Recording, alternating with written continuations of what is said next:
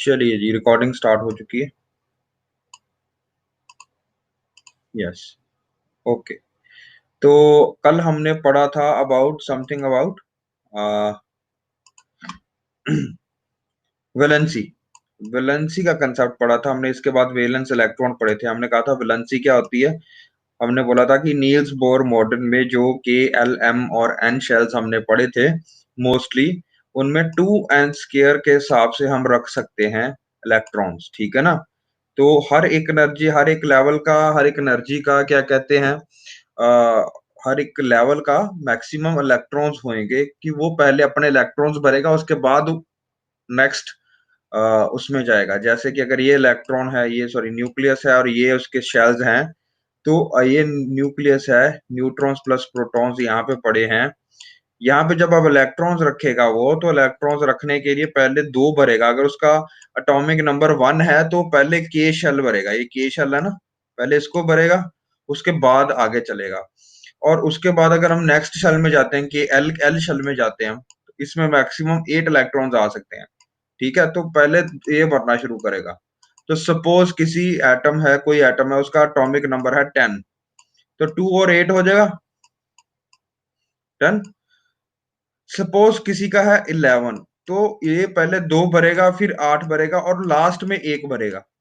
अब ये जो लास्ट में भरता है ना, हमेशा याद रखो, जो लास्ट में इलेक्ट्रॉन बचते हैं लास्ट के शेल में, जो लास्ट शेल होगा, ठीक है ना, उस शेल में जितने भी इलेक्ट्रॉन पड़े होंगे, तो that would be called as valence electrons. अब कल हमने बात की थी कि वैलेंस इलेक्ट्रॉन्स जो होते हैं वो क्यों इंपॉर्टेंट है, क्योंकि यही आपका केमिकल रिएक्शंस में हिस्सा रहते हैं। केमिकल रिएक्शन, मैंने कहा था केमिकल रिएक्शन क्या होते हैं। केमिकल रिएक्शन यानी कि कोई रिएक्टेंट है, 2 रिएक्टेंट है सपोज, उसके ऊपर आप कोई चीज गर्म करते हो या ठंडा करते हो उनको, तो वो प्रोडक्ट्स में चेंज होते हैं, है ना। ओके। तो रिएक्टेंट जब 2 मिलके प्रोडक्ट्स में चेंज हो रहे हैं, कार्बन और ऑक्सीजन मिलके कार्बन डाइऑक्साइड बना रहे हैं सपोज, ठीक है ना, तो ये कुछ चेंज हो रहा है, आदान प्रदान हो रहा है, कहीं इलेक्ट्रॉन शेयर होएंगे या ट्रांसफर हो रहे हैं। तो इसके हिसाब से हमने 2 वैलेंस बॉन्ड पढ़े थे। एक हमने पढ़ा था इलेक्ट्रोवेलेंट बॉन्ड, ठीक है, या जिसको आप आयोनिक बॉन्ड बोलते थे, जो कि कंप्लीट ट्रांसफर ऑफ इलेक्ट्रॉन से बनते थे, या तो कंप्लीट ट्रांसफर होते थे, एक कोई ट्रांसफर करता था, कुछ गेन करता था, कोई नया गेन कर लेता था। ठीक है ना। तो कोई नया गेन करके कोई चीज जब बनाई जाती थी, उसको बोलते थे हम आयोनिक बॉन्ड। ठीक है ना, कंप्लीट ट्रांसफर्स के साथ बनते थे। दूसरी जो जो चीज है उसका नाम है कोवेलेंट बॉन्डिंग। कोवेलेंट बॉन्डिंग का मतलब होता है, को मतलब शेयर करना, और शेयर किसको करना, वेलेंट को, वेलेंट इलेक्ट्रॉन को शेयर करना है, कोवेलेंट। जो कोवेलेंट बॉन्डिंग होती है वो हमेशा शेयरिंग के साथ में बनती है। एक इलेक्ट्रॉन आप लास्ट में इसको चाहिए होगा, एक इलेक्ट्रॉन इसको चाहिए होता, तो वो आपस में शेयर कर लेते एक बॉन्ड बना के, ठीक है ना, ताकि मैं इसमें भी वो इलेक्ट्रॉन काउंट कर सकता हूँ, इसमें भी वो इलेक्ट्रॉन काउंट कर सकता हूँ। अब मेरी बात सुनो, मोस्टली जो कार्बोहाइड्रेट्स हमने पढ़े थे, या जितने भी कॉम्प्लेक्स हाइड्रो मॉलिक्यूल्स हमने पढ़े थे, आपको याद होगा जब हमने कार्बोहाइड्रेट्स पढ़े थे, फिर हमने अमाइनो एसिड्स पढ़े थे, प्रोटीन्स पढ़े थे, पेप्टाइड लिंकेजेस पढ़े थे, फिर हमने सैचुरेटेड अनसैचुरेटेड फैटी एसिड्स पढ़े थे, फिर हमने न्यूक्लिक एसिड्स पढ़े थे। ये सारे के सारे जितने भी एसिड है, कॉम्प्लेक्स मॉलिक्यूल्स हैं, यह मोस्टली कोवेलेंट लिंकेजेस से बनते हैं। ठीक है ना। ये कोवेलेंट लिंकेजेस जो होते हैं, कोवेलेंट जो बॉन्ड होते हैं, ये सिंगल बॉन्ड भी हो सकते हैं, डबल बॉन्ड भी हो सकते हैं, और ट्रिपल बॉन्ड भी हो सकते हैं। लेकिन कार्बन जो कंपाउंड्स होते हैं, जिसको आप ऑर्गेनिक कंपाउंड्स भी बोलते हो, मोस्टली ये तीन ही पाए जाएंगे। There will be no fourth linkage, यानी कि फोर शेयरिंग नहीं होएगी, फोर का ग्रुप का, यानी कि वो नहीं होता, स्टेबल कंपाउंड नहीं बनता। तो ये तीन ही हमने पढ़ने हैं, सिंगल शेयर, डबल शेयर या triple share. Single bond, double bond, triple bond. इसी के कल जब हम पढ़ रहे थे तो मैंने बोला था एन, इन एंड आइन।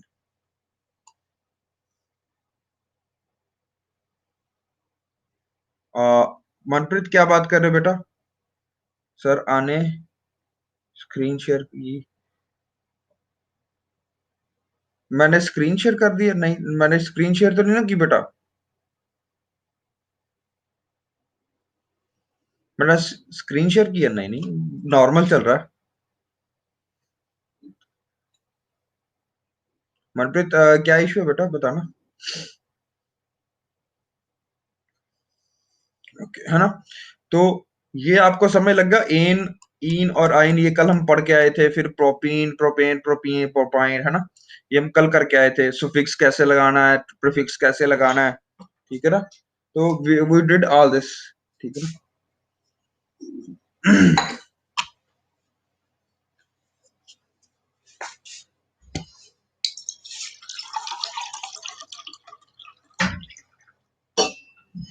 Okay, what else? और कुछ किसी का कोई क्वेश्चन हो तो लेट मी नो, ठीक है? और भी पढ़ाऊं कि इसके इतना काफी है? एक मिनट, सॉरी।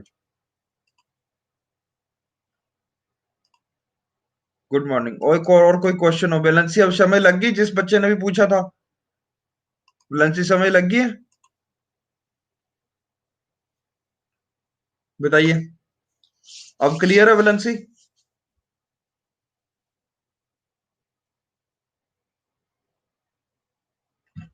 बता दो।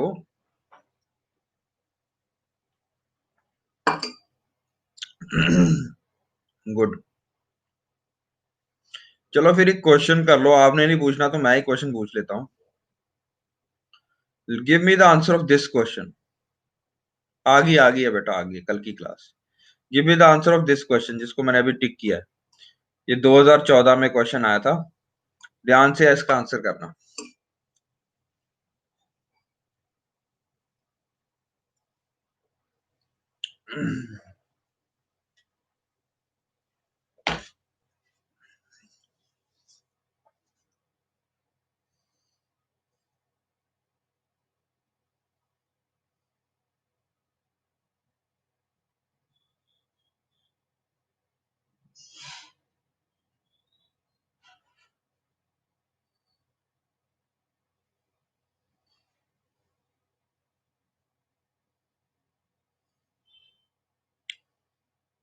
बताइए बताइए, जल्दी जल्दी आंसर करके।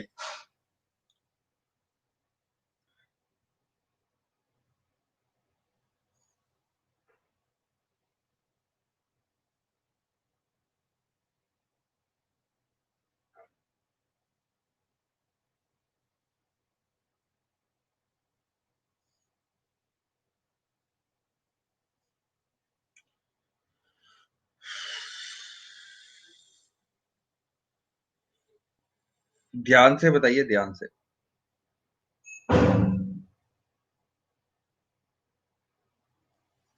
करो एक बार तो।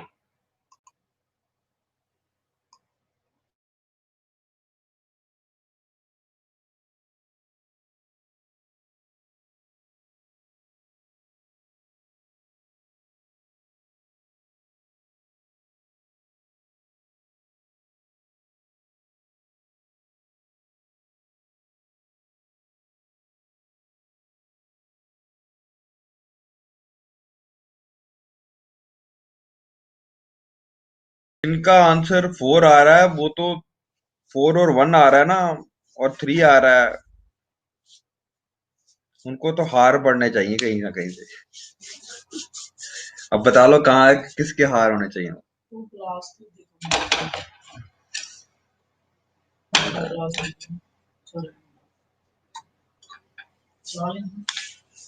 ले आओ।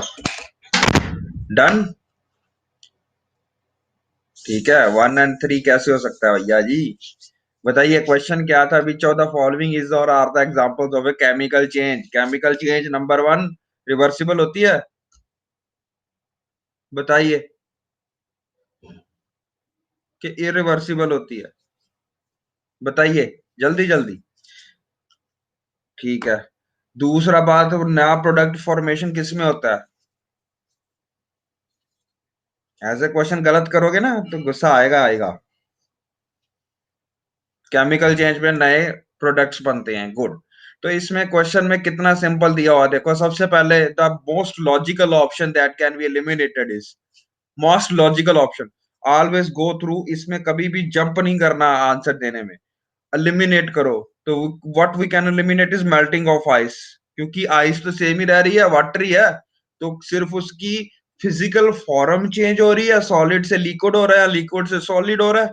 ठीक है, तो जैसे अगर हम बात करते हैं वेपोरेशन हो गया, सब्लिमेशन हो गया, ये सारा प्रोडक्ट्स जिसमें ओवरऑल केमिकल सेम रह रहा, केमिकल चेंज नहीं हो रहा, उसका सिर्फ फिजिकल फॉर्म चेंज हो रहा है, तो हम उसको बोलेंगे व्हाट, हम उसको बोलेंगे it is a physical change. तो टू अगर उड़ जाता है तो ये खत्म हो जाता है आंसर में, और ये खत्म हो जाता है आंसर में। तो आंसर वाज बिटवीन 2 and 4, है ना, 2 and 4 ही था।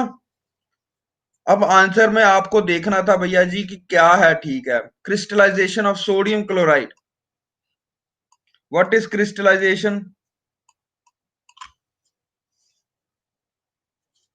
अरे भैया, क्रिस्टलाइजेशन का मतलब होता है, कभी आप देखा नहीं है, जब आप नमक डालते हो एक पानी में, 1 कप डाला, एक चम्मच डाला, 2 चम्मच डाले, 3 चम्मच डाले, उसके बाद सैचुरेशन आ जाती है, याद है हमने सैचुरेशन पढ़ा था, है ना।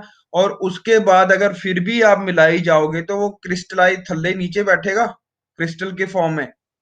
ठीक है, आप कितनी बार देखा होगा कि चाशनी जो होती है, ठीक है ना, चाशनी जो होती है, उसको आप रखते रहोगे तो क्रिस्टल की तरह नीचे सबलाइम होना शुरू हो जाएगी, सब्लिमेट होना शुरू हो जाएगी। अरे जितना मर्जी है, अगर पानी में जितना मर्जी नमक डाला हुआ है आपने, जिसमें आप कॉमिक क्लासिकल एग्जांपल देखते हैं, जैसे हमारे पास नमक बनता है, तो क्या करते हैं हम, जो अरेबियन सी का पानी आता है हमारे पास, हम गुजरात में जो रन ऑफ कच्छ एरिया जहाँ पे बहुत ज्यादा गर्मी होती है, वहां पे हम पानी अंदर ले आते हैं, थोड़ी सी क्यारियां सी काट के, मतलब अंदर से क्या कहते हैं, सी से अंदर को तरफ ले आते हैं, वहां पे उनको छोटा हर जगह पे फैला देते हैं, पानी को थोड़ी सी लेयर बना देते हैं, इतनी सी लेयर पानी की, इतनी सी लेयर जब बनाओगे तो जो सी का वाटर होता है वो खारा पानी होता है, उसमें बहुत ज्यादा NaCl मिला हुआ होता है। तो जब वेपोरेशन हो जाती है, याद है मैंने आपको प्रोसेस कराया था वेपोरेशन, तो मैंने कहा था कि जब वेपोरेशन हो जाती है तो नीचे ये जम जाता है, चिट्टा चिट्टा सा, जो सफेद सफेद सा क्रिस्टल से जम जाते हैं इसके। और मेरे को बताओ, जब क्रिस्टलाइजेशन ऑफ NaCl मैं कर रहा हूं, तो क्या ये केमिकल चेंज है कोई? नो। क्यों केमिकल चेंज नहीं है? क्योंकि ये पानी में ऑलरेडी घुला हुआ था भैया जी, कोई नई चेंज थोड़ा कर दिया आपने, पानी में घुला हुआ था, पानी सुखा दिया, तो इसकी फिजिकल चेंज आई कोई? Yes, it's physical change, it's not a chemical change. कोई नया प्रोडक्ट थोड़ा बना है, आपने पानी को उड़ाया सिर्फ, कोई नया प्रोडक्ट थोड़ा बनाया। NaCl को छोड़ के अगर आप NaOH बनाते इसका, फिर मैं मान सकता था कि भैया ये कोई नया प्रोडक्ट है। ठीक है, this is wrong, crystallisation of sodium chloride, answer was 3 only. जिन्होंने किया होगा उन्होंने थोड़ा सा दिमाग लगाना चाहिए था उनको, तो इतना कोई बड़ी बात नहीं थी ये। ठीक है जी, done. This type of question should not be wrong, ये क्वेश्चन यूपीएससी 2014 में आया था। चलिए जी, आगे चलते हैं। पढ़ा करो, रिवाइज किया करो, रिवाइज नहीं कर रहे हो तुम लोग, अगर रिवाइज कर रहे हो तो ये क्वेश्चन गलत नहीं होता। चलो, moving on, today's lecture is all about acid bases and salts. Okay, तो वैलेंसी का कंसेप्ट हमने कर लिया है। Done done done, we have done up till, let me tell, radio isotopes कर लिए थे, आइसोबार्स कर लिए थे हमने, आइसोबार्स, व्हाट इज आइसोबार, बताइए।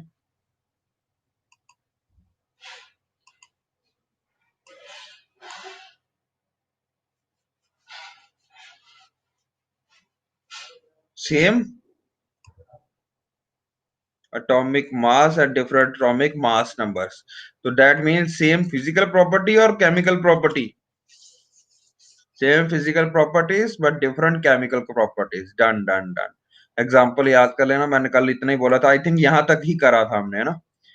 ठीक है, चलिए फिर आज हम नया टॉपिक शुरू कर रहे हैं, एसिड बेसिड एंड साल्ट्स। ठीक है जी, आपके ऑलमोस्ट 3-4 चैप्टर हो चुके हैं। ठीक है जी, ये आज हम खत्म कर लेंगे, एसिड बेसिस और साल्ट बहुत इंपॉर्टेंट चैप्टर है। ठीक है, इसको हमने साथ ही साथ खत्म करना है। ठीक है, ओके। तो हमने बहुत सारे अपने केमिकल कंपाउंड्स देखे थे जब हमने सबसे पहला एक बनाया था डायग्राम से, तो ये वाला बनाया था, इसी के आगे जोड़ते रह जाओ। अब देखो, याद है हमने इतने में कितना कितना कर लिया आगे।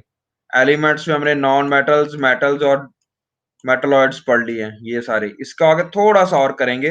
नेक्स्ट चैप्टर आपका मेटल्स, नॉन मेटल्स एंड ये वाला होगा मेटलॉइड्स का। कंपाउंड जब हमने पढ़े थे तो कंपाउंड्स को किस तरह से डिफरेंशिएट किया था हमने, एसिड, बेसिस और साल्ट्स में। ठीक है, तो ये आज हम पढ़ने जा रहे हैं। ठीक है जी। होमोजीनस कंपोजिशन, हेट्रोजीनस कंपोजिशंस में क्या फर्क था बताइए। इसकी कोई एग्जांपल बताइए होमोजीनस की, बताइए बताइए जल्दी जल्दी जल्दी, आपको याद होना चाहिए। डिवीजन कैसे की थी हमने, क्लासिफिकेशन कैसे की थी।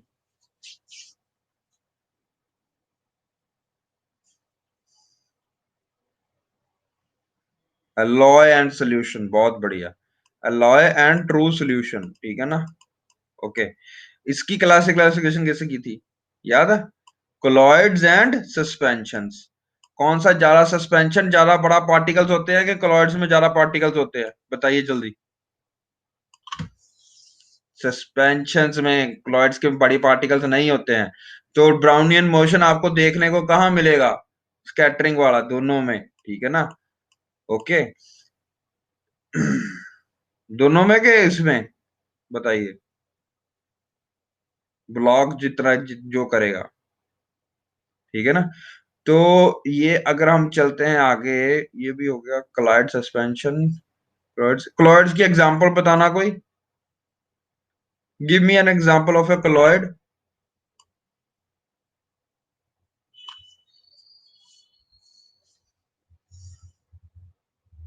यस, जेली हो गया, ब्लड हो गया, ठीक है ना। तो बहुत सारे हमने क्लॉइड्स की एग्जांपल पढ़ी थी, याद है जब हमने पढ़ा था सॉलिड इन सॉलिड। कोई एग्जांपल बताना, क्या वो सस्पेंशन थी कि क्लॉइड की एग्जांपल थी, बताइए जरा।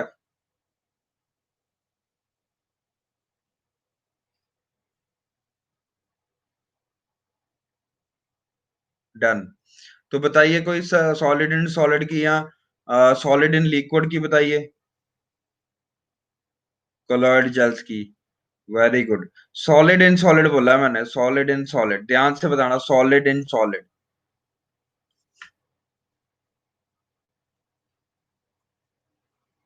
Yes yes yes, very good, amazing. Yes, बहुत बढ़िया। Solid in liquid.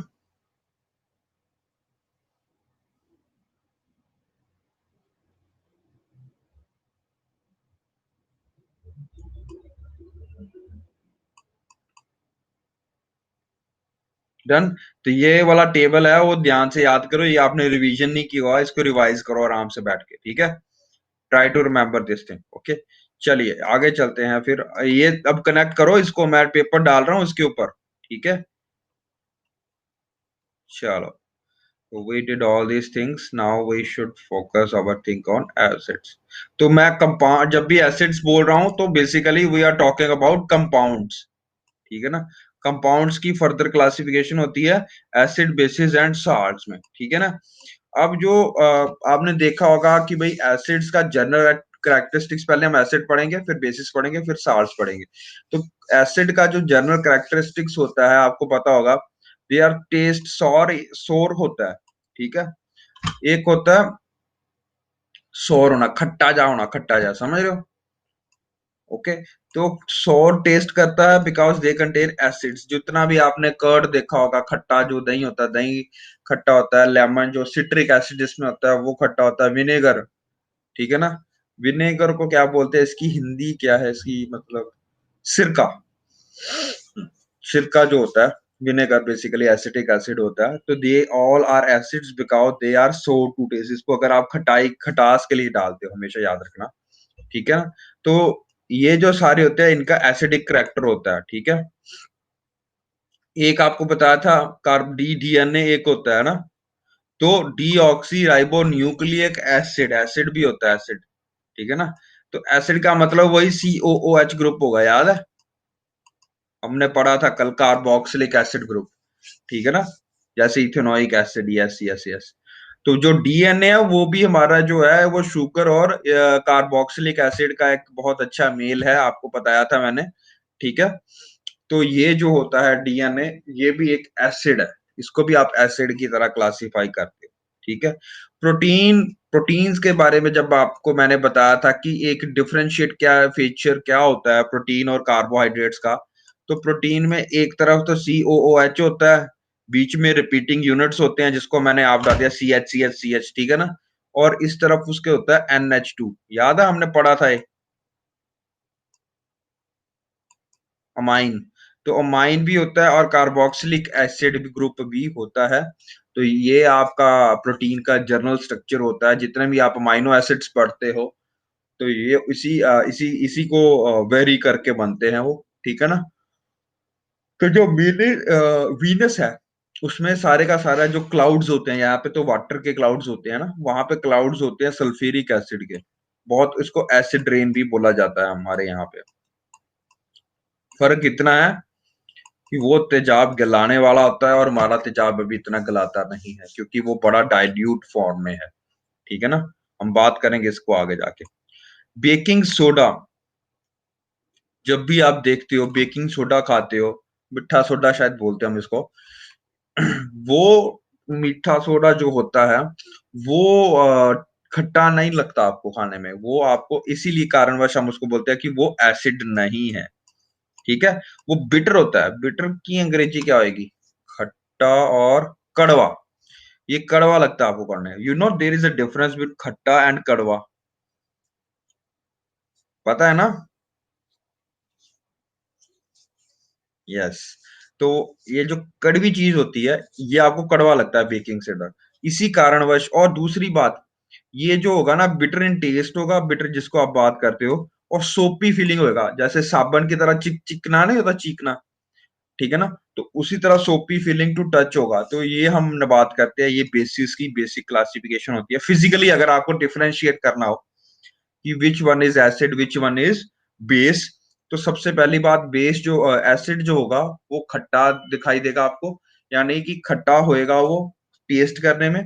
और दूसरी बात है कि वो आपको क्रोजिव इन नेचर होगा, खुरदुरा सा होएगा, खुरदुरा।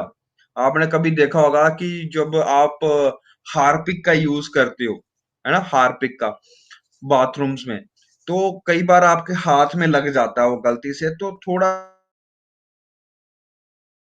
ऑब्जर्व किया कभी, या कभी किसी ने तेजाब मतलब यूज किया हो कर घर में, है ना, तो वो अगर हाथ में लग जाता है तो वो कोरोसिव हो जाते हैं हाथ, है ना, स्किन जो है वो पील ऑफ होना शुरू हो जाती है ना। तो वो उसका मतलब होता है क्रोजिव इन नेचर।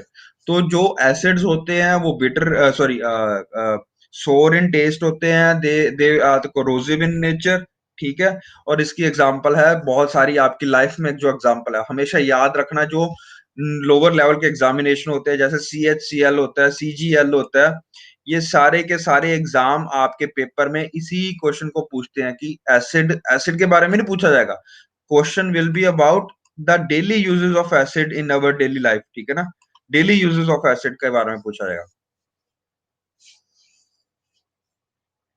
फेविक्विक, वो तो कार्बो बेटा, उसमें कुछ और है, उसमें द सेम थिंग नहीं है इतना, ठीक है ना। फेविक्विक जो बॉन्ड बनाती है, खुरदरा सा, हाँ कुछ ऐसा फीलिंग जरूर ऐसे आएगी, खुरदरी सी, है ना, वैसी। तो जो बेस होते हैं वो how to differentiate base, base जो होएंगे वो हमेशा जो होएंगे वो आपको साबन की तरह जो चिकनाहट दिखेगी आपकी, वो साबन की तरह जो होएगी, वो basically will be due to क्या कहते हैं base, and they will be कड़वा to touch, so taste. Okay, done. Sleepy, who is sleepy, इतना भी क्या सोना है यार, जागो, अभी तो जागने का टाइम है भैया, अभी सोने का टाइम थोड़ा है।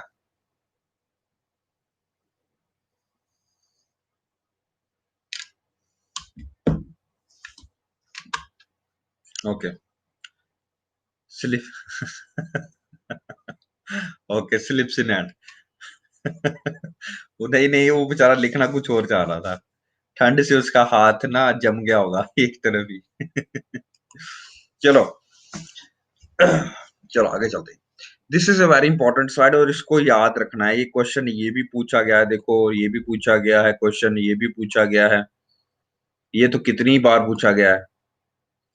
तो ये आपके नेचुरल सोर्सेज हैं। अच्छा मेरे को बताना, what is the chemical name of vitamin D?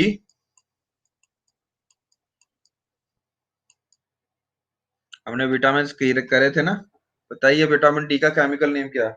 Good morning सारा।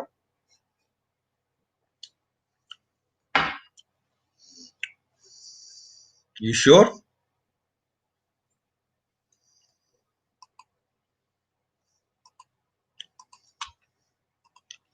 बताओ।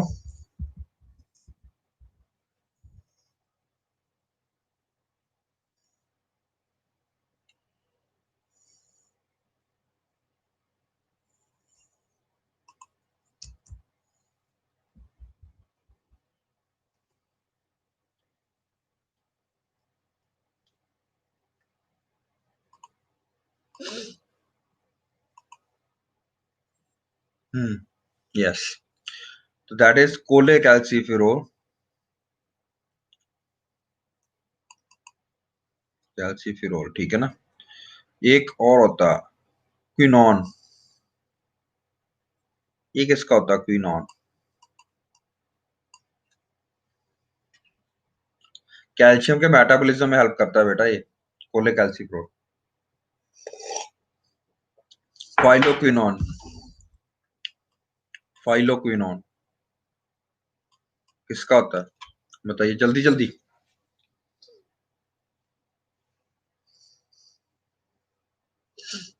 विटामिन के, वेरी गुड, बहुत बढ़िया, शिवे। शिवे, ठीक है ना। एक आपने एक और चीज पढ़ी होगी, विटामिन सी किसमें होता है? विटामिन सी का केमिकल नेम क्या होता है?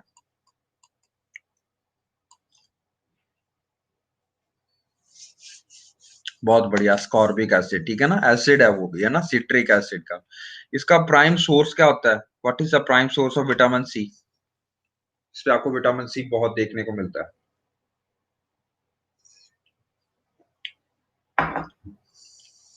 Very good, orange fruit, citrus fruits, बहुत बढ़िया, सिट्रस फ्रूट्स, बहुत बढ़िया। अब बताओ इसकी डेफिशिएंसी डिजीज में क्या आता है? क्या deficiency disease of vitamin C is? जल्दी जल्दी जल्दी जल्दी। Scurvy, very good. Scurvy, what else? कल्ली स्कर्वी होती है, और क्या होता है?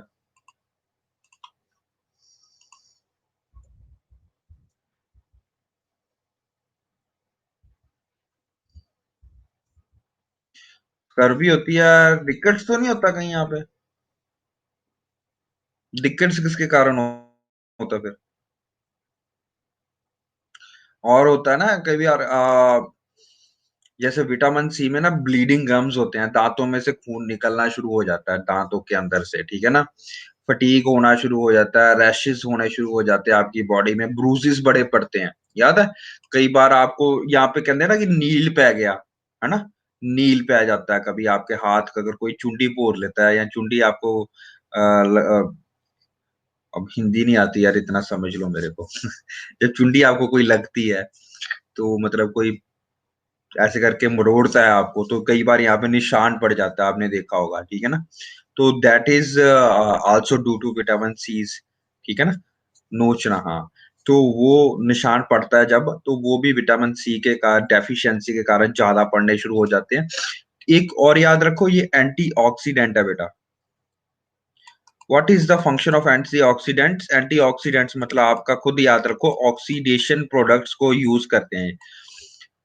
एक हमारा याद रखना हमेशा, जो आपका नॉर्मल केमिकल रिएक्शन होता है ना, जब भी ये केमिकल रिएक्शन हो रहा है, इसमें नेसेंट ऑक्सीजन बनती है। नेसेंट ऑक्सीजन मतलब वो ऑक्सीजन कल्ली बैठी होती है, ठीक है ना। ये जो नेसेंट ऑक्सीजन है, जो अकेली है, जो O2 के फॉर्मेट में नहीं है, जो अकेली ऑक्सीजन बढ़ती है, ये बहुत ज्यादा रिएक्टिव होती है। बहुत ज्यादा रिएक्टिव होती है। इतनी रिएक्टिव ऑक्सीजन होती है कि ये दूसरे को तोड़ना शुरू कर देती है, टिश्यूज को तोड़ना शुरू कर देती है। बहुत हार्मफुल होती है ये। ठीक है ना। तो आपने देखा होगा कि ये खास करके विटामिन ई जो है और विटामिन सी जो है, ये आपके हेल्थ ब्यूटी प्रोडक्ट्स में बहुत ज्यादा देखने को मिलता है। लोग बहुत कहते हैं कि भई अगर आपको अपना झुर्रियाँ को हटाना होता है ना, तो जो झुर्रियाँ पड़ जाती है उसको हटाना है, आपको यंग रहना है, तो आपको विटामिन सी और विटामिन ई बहुत खाना पड़ेगा, बिकॉज़ दे आर एंटीऑक्सीडेंट्स। और एंटीऑक्सीडेंट्स का काम क्या होता है, ये जो नेसेंट ऑक्सीजन बढ़ रही है, जो बाद में आपके टिश्यू डैमेज कर रही है, इसको प्रिवेंट करना, ठीक है? तो यंग रहता है बंदा, कई बार काफ़ी देखा होगा, जैसे सपोज़ आप अनिल कपूर को देखते हो, इस उम्र में बंदा डोले-शोले बना रहा है, ठीक है ना? आपने देखा होगा रिसेंट उसकी फ़ोटो, तो they all are example of vitamin C and vitamin D that prevent oxidation. कौन से इसका फूड होगा? Rich found in citrus fruits and amla. Oxalic acid याद रखो, स्पिनिश में होता है, ऑक्सैलिक एसिड। लैक्टिक एसिड आपने पढ़ा ही होगा, कर्ड में होता है। सिट्रिक एसिड आपको पता है ऑरेंज और लेमन्स में होता है। फॉर्मिक एसिड पूछा गया था।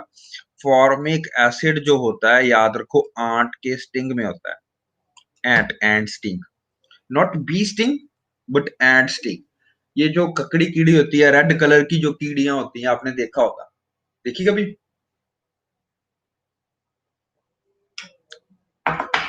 हाँ, तो वो आपको जब काट लेती है तो फॉर्मिक एसिड वो छोड़ती है, ठीक है ना। तो ये बड़ा कोरोसिव होता है, बड़ी खुजली होती है, आपने देखा होगा तब आपको। एसिटिक एसिड किसमें होता है या इसका नेचुरल सोर्स होता है विनेगर, सिरका जो आप डालते हो। टार्टेरिक एसिड बहुत ज्यादा इंपॉर्टेंट। टार्टेरिक एसिड होता है ग्रेव्स में, अनराइप मैंगोज में, टैमारिंड में, ठीक है ना। टार्टेरिक एसिड का और कहाँ पे यूज है? कभी देखा आपने टार्टेरिक एसिड?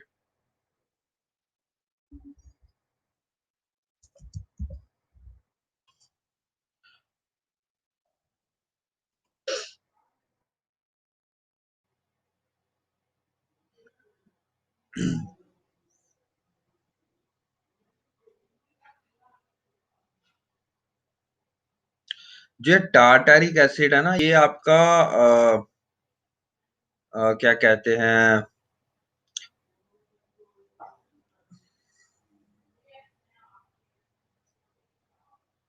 ये भी एक तरह का एंटीऑक्सीडेंट होता है, ठीक है ना, टार्टेरिक एसिड, ठीक है जी। ये बेसिकली जो आपका खट्टा सा खटास जो होती है ना, खटास, ठीक है ना, वो डालने में थोड़ा सा हेल्प करता है ये, ठीक है। लेट मी थोड़ा सा चेक करना दोस्तों। हाँ, यस, फूड में हम इसका यूज करते हैं। और जब आपने बेकिंग सोडा में भी देखा होगा, जब आप बेकिंग सोडा से यूज करके वो ब्रेड बनाते हो ना, ब्रेड फूल जाती है जब आप ओवन में रखते हो, ठीक है ना। तो जब ओवन में रखते हो तो ब्रेड फूल जाती है, यस। तो वो फूलने का काम भी टार्टेरिक एसिड ही करवाता है। टार्टेरिक एसिड नहीं डालोगे बीच में तो वो फूलेगी नहीं, कार्बन डाइऑक्साइड, वो फ्लफीनेस नहीं आती, आपने ब्रेड देखी होगी फ्लफी होती है पिंच करने में, तो वो फ्लफीनेस जो आती है, फुलावट आती है जो, वो भी टार्टेरिक एसिड के कारण ही आती है।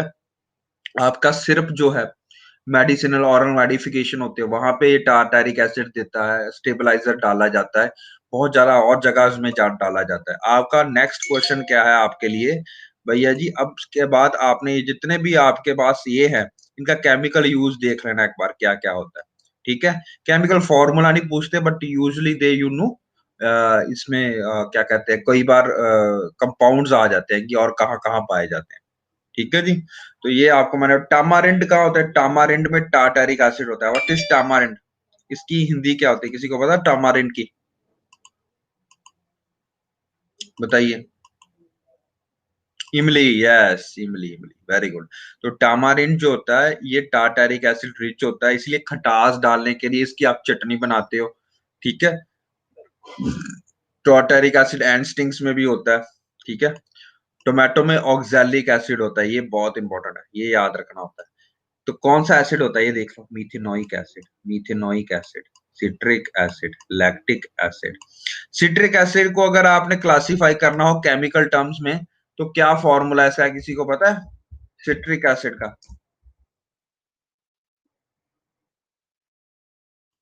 It's I think CHO group ही होता है, ये CHO होता है।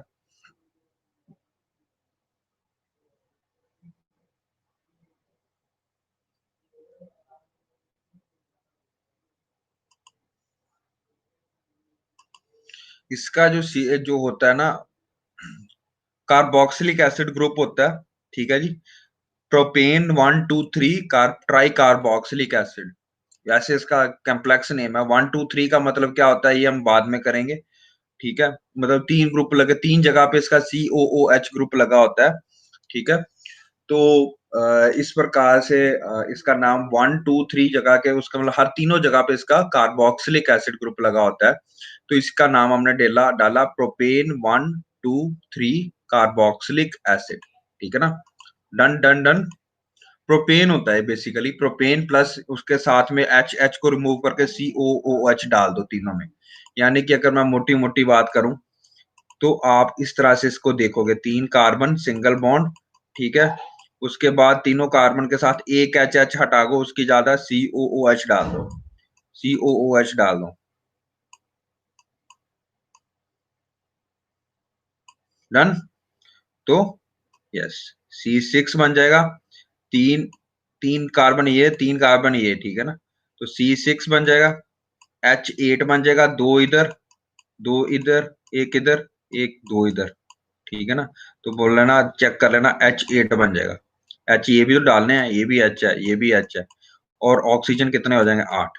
डन। कितना आसान है, देखो इसको बनाना कितना आसान है। मैंने आपको बोला, अगर मैं सिंपल सी बात कहूं, अगर आपको कुछ नहीं आता, यू कैन नो सी, 3 होंगे प्रोपेन, ठीक है ना।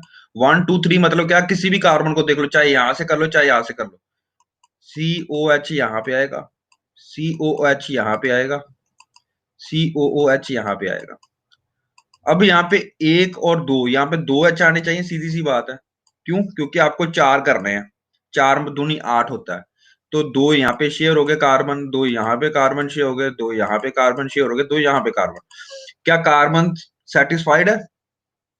1 2 3 4 5 6 7 8, यस। क्या हाइड्रोजन सेटिस्फाइड है? बिल्कुल सही बात है, ठीक है। तो ये समय लग रहा है आपको, तो एक H इधर डाल दो, एक H इधर डाल दो, एक H इधर डाल दो, सेटिस्फाई करने के लिए। 1 2 3 4, 1 2 3 4, सारे सेटिस्फाइड है। ओके, ये तो पहले सेटिस्फाइड है, इसको हम छेड़ने की जरूरत नहीं है, ठीक है ना, इसको छेड़ना नहीं हमने। डन। ओके।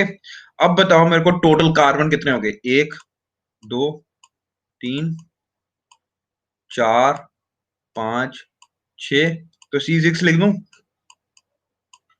H कितने हैं? एक, चलो यहां से स्टार्ट करते हैं। 1 2 3 4 5 6 7 8। H8 लिख लूं। ऑक्सीजन कितने हैं? दो ये, दो ये, दो ये, ऑक्सीजन 8। तो कौन सी बड़ी बात हो गई भैया जी? Propane 1 2 3 carboxylic acid. क्या बहुत बड़ी बात है? कॉम्प्लेक्स है ये? It's easy, chemistry is easy ना। देखो हम कहां से कहां पहुंच गए, सिट्रिक एसिड का try carboxyl, sorry, propane 1 2 3 try carboxylic. Try क्यों लिखा मैंने? 3 कार्बोक्सिलिक एसिड नहीं है, एक कार्बोक्सिलिक होता तो मोनो, 2 होता तो का डाई, 3 है तो ट्राई। ऑक्सीजन, हाँ। देखो बेटा, COOH है ना, ये ग्रुप 3 लगे हैं, COOH। ये कल हमने पढ़ के आए थे कि इसको कम हम बोलते हैं कार्बोक्सिलिक एसिड ग्रुप। क्या बोलते हैं? Carboxylic acid group. तो ये ऑक्सीजन 1 हो गया, ये 2 हो गया, कितने लगे हैं? 3 लगे हैं, 3 × 2 6 हो गए। सॉरी 6 होने चाहिए, sorry sorry sorry sorry, 6। C6H8O6, हाँ, sorry sorry, my mistake. C6H8O6 is the chemical formula for citric acid. नाम क्या होगा? Propane 1 2 3 try carboxylic acid. अब ये दे लो, ये सब कुछ बता रहा है आपको, ये इसका केमिकल नेम है सिट्रिक एसिड का।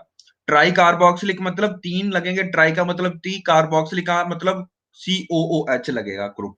किसको रिमूव करोगे आप? H को। प्रोपेन, एन का क्या मतलब है बताइए? कि मतलब C और C के बीच में क्या होगा? Single bond, double bond.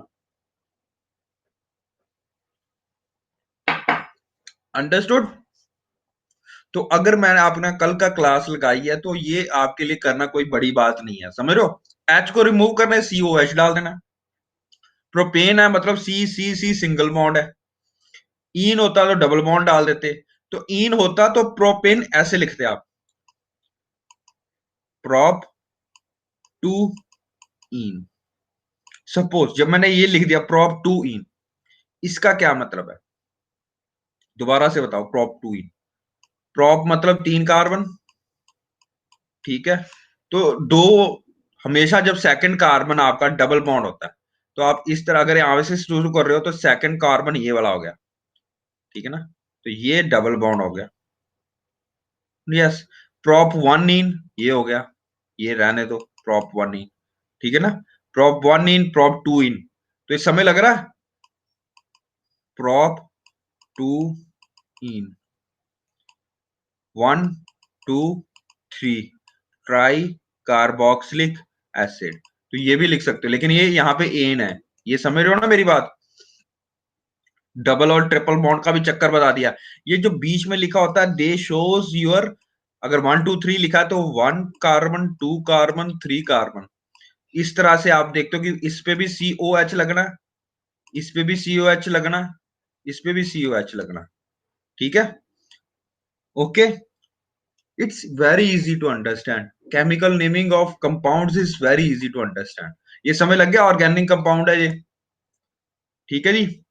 तो एक बार मेरे को इसका ये देखो, मिथेनोइक एसिड बनाना आता है, CH3COH, ठीक है। सिट्रिक एसिड का बता दिया। What is lactic acid? Lactic acid का केमिकल नेम किसी को पता हो? बताइए।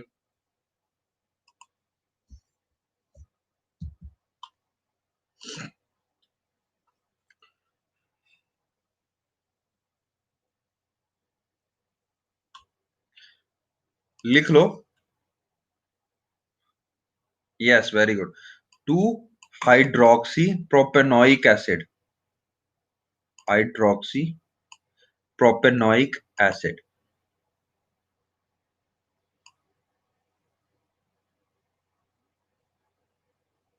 इसको लिखना कितना आसान है, देखो। Let me write over here in the here. इसको मेरे को रिमूव करने दो एक बार। जब मैं लिख रहा हूं, मैं सिर्फ यहां पे लिख रहा हूं, अब मेरे को बताना क्या क्या लगेगा। 2 हाइड्रोक्सी प्रोपेनोइक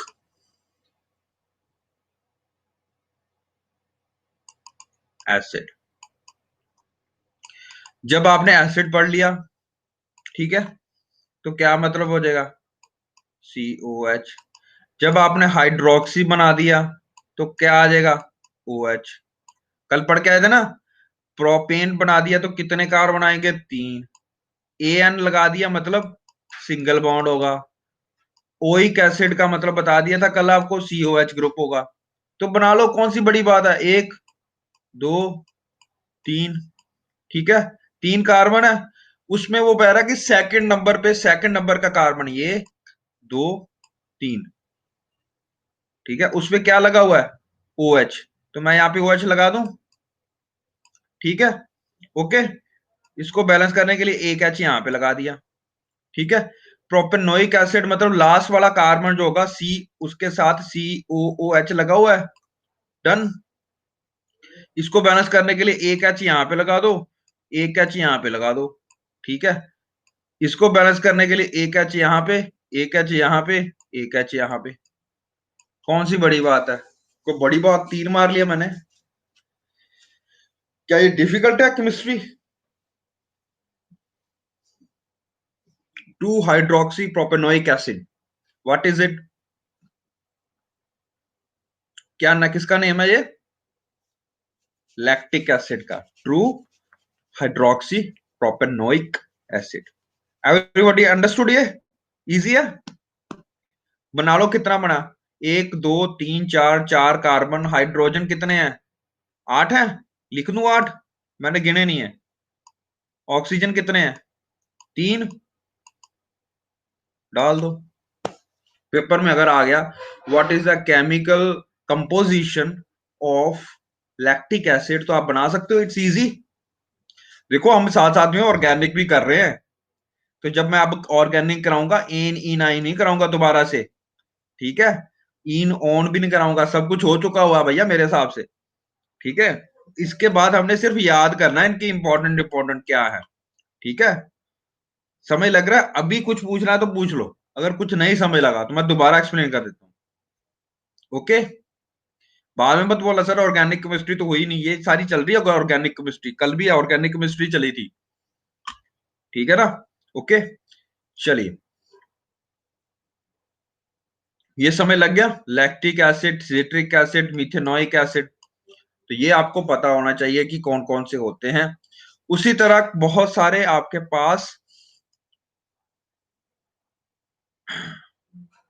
ये होते हैं, क्या कहते हैं, बेसिस भी, ठीक है ना, नेचुरली अकरिंग बेसिस। जैसे कि लाइम वाटर आपने देखा होगा, लाइम वाटर जो आप यूज करते हो घर में, चूने का पाउडर जो होता है, दैट इज कैल्शियम हाइड्रोक्साइड, ठीक है ना। अब देखो, कल हम एक पढ़ के आए थे, बेसिक्स हमने अनायंस और कटायंस के बारे में पढ़ा था। Let me first of all show you, याद है कल हम जो कल वाला लेक्चर अटेंड किया था हमने, ये अंडरस्टूड है ना, ओके। चलो इसको रिमूव कर देता हूँ, नहीं आगे चलता हूँ। कल हमने कहा था कि भैया एक होता है जैसे मैं सोडियम हाइड्रोक्साइड लिख रहा हूं या सोडियम ऑक्साइड लिख रहा हूं, तो उसको इस तरह से देखूंगा मैं, Na2O, ठीक है ना। ये किस तरह से आया, यू नो ना, ऑक्सीजन की 2 वैलेंसी होती है, उसकी एक होती है, क्रॉस मल्टीप्लाई कर लो, Na2O आएगा। मैग्नीशियम ऑक्साइड कैसे लिखूंगा मैं, MgO, क्योंकि दोनों की दो दो होती है, कैंसल आउट हो जाएंगे, ठीक है ना। अब मेरी ध्यान से दो, पहला जब भी वर्ड होगा, मेटल जब भी होगा, जब भी अगला अक्षर, सोडियम पोटेशियम मेटल्स हैं जो आगे वाले, ठीक है ना, तो हम उसको इसी प्रकार लिखते थे, मैग्नीशियम। उसके बाद हम ऑक्साइड लिखते हैं, ठीक है, ऑक्सीजन नहीं लिखते, याद है, सल्फ्यूरिक एसिड, ठीक है ना, ओके। ऑक्साइड्स लिखते हैं, carbon dioxide, carbon monoxide, ठीक है ना। जो मोनो अटोमिक होते थे, याद है, मोनोटोमिक आयंस, ये हम कल पढ़ के आए थे। यू अंडरस्टूड दिस कंसेप्ट ना। तो अगर मैं सोडियम हाइड्रो ऑक्साइड लिख रहा हूं, तो ये समय लग रहा है आपको, NaOH होगा, हाइड्रो जहां पे आ गया मतलब H आ जाना है, हाइड्रो ऑक्साइड लग गया साथ में O लग जाना है, ठीक है। O हमेशा H के पहले लगाते हैं हम, H के बाद नहीं लगाते हैं, O हमेशा पहले लगाते हैं, ठीक है, ये याद रखना, it is by convention.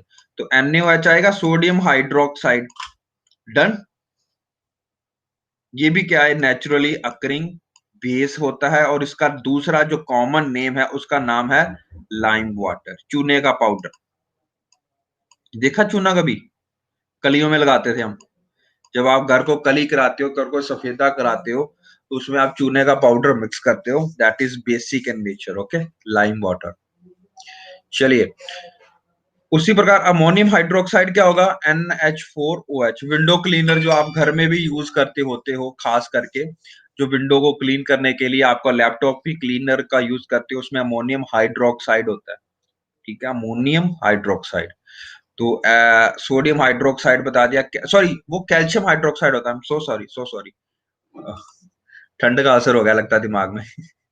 This is not that, this is, sorry sorry sorry, that's a big sorry, CaOH twice,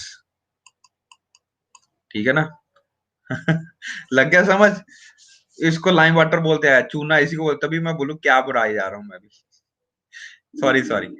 तो दिमाग ठंड लग गई थोड़ी सी मेरे को भी, दिमाग सो गया मेरा भी, तो sorry for that. That is quick lime, sorry, lime water, okay. तो ये तो सोडियम हाइड्रोक्साइड होता है, NaOH, तो ठीक है। तो कैल्शियम हाइड्रोक्साइड कैसे है, OH में नेगेटिव चार्ज कितना होगा, 2 नेगेटिव, बताइए कि 1 नेगेटिव,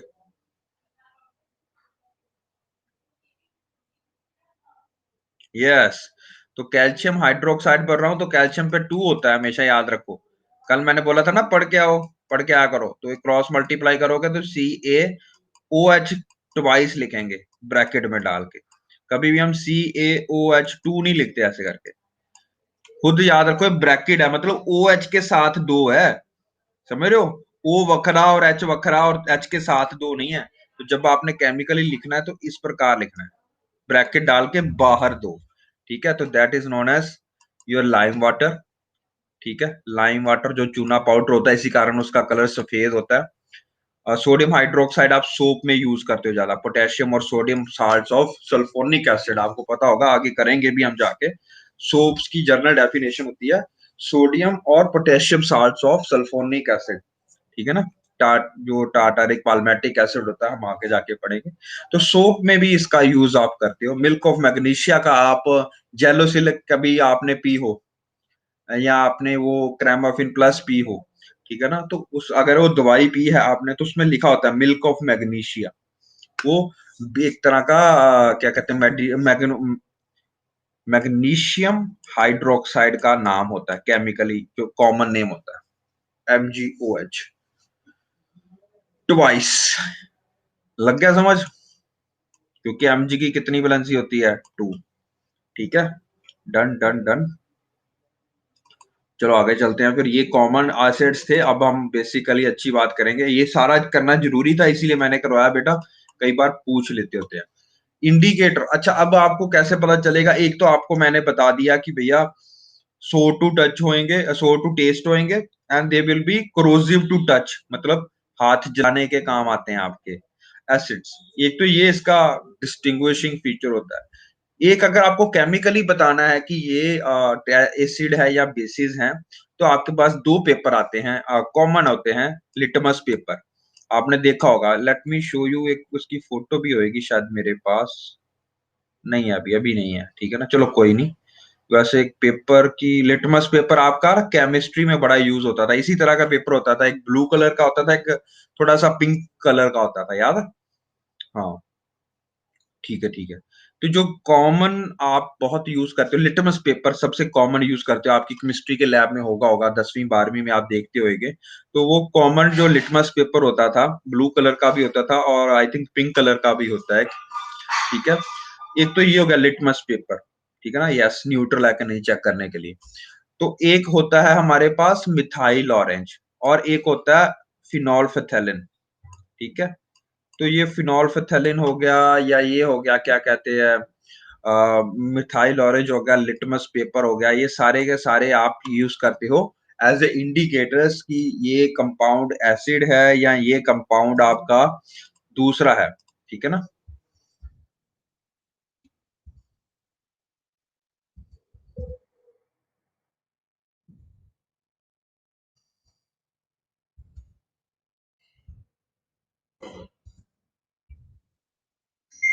एक मिनट।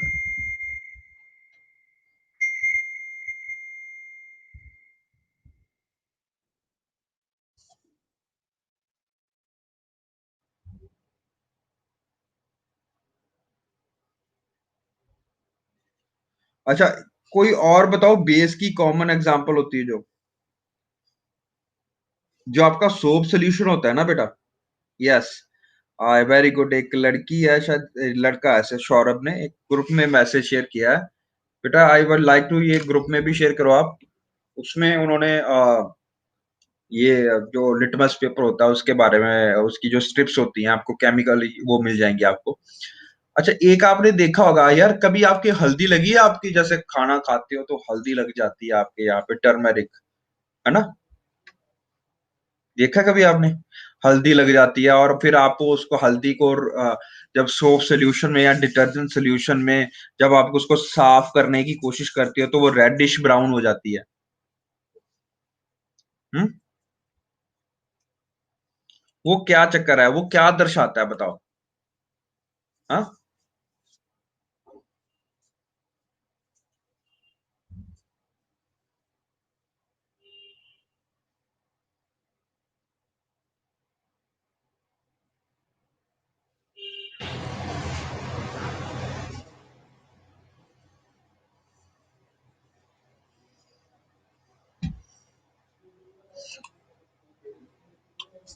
हाँ, जो सोप होता है ना वो आपका बेसिक इन करैक्टर होता है।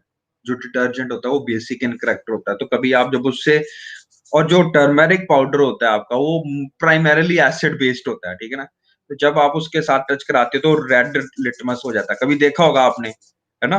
तो आप अगर सफेद कोई चीज है, कपड़ा है, उसके ऊपर आपने हल्दी गिराई थी, या जब खाना खा रहे हो तो जब आप वो खाना आपके ऊपर गिर गया या दाल गिर गई आपके ऊपर, उसको फिर आप साफ करते हो, रगड़ते हो सोप से, तो वो रेड कलर का इसलिए होता है बिकॉज सोप होता है आपका बेस, वो होता है रेड।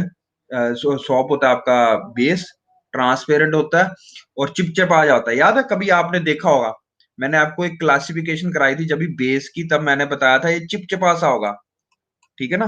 तो जब आप डिटर्जेंट को पानी में मिलाते हो तो कैसा फील होता है, समझ रहे हो ना? That is why we call that as base.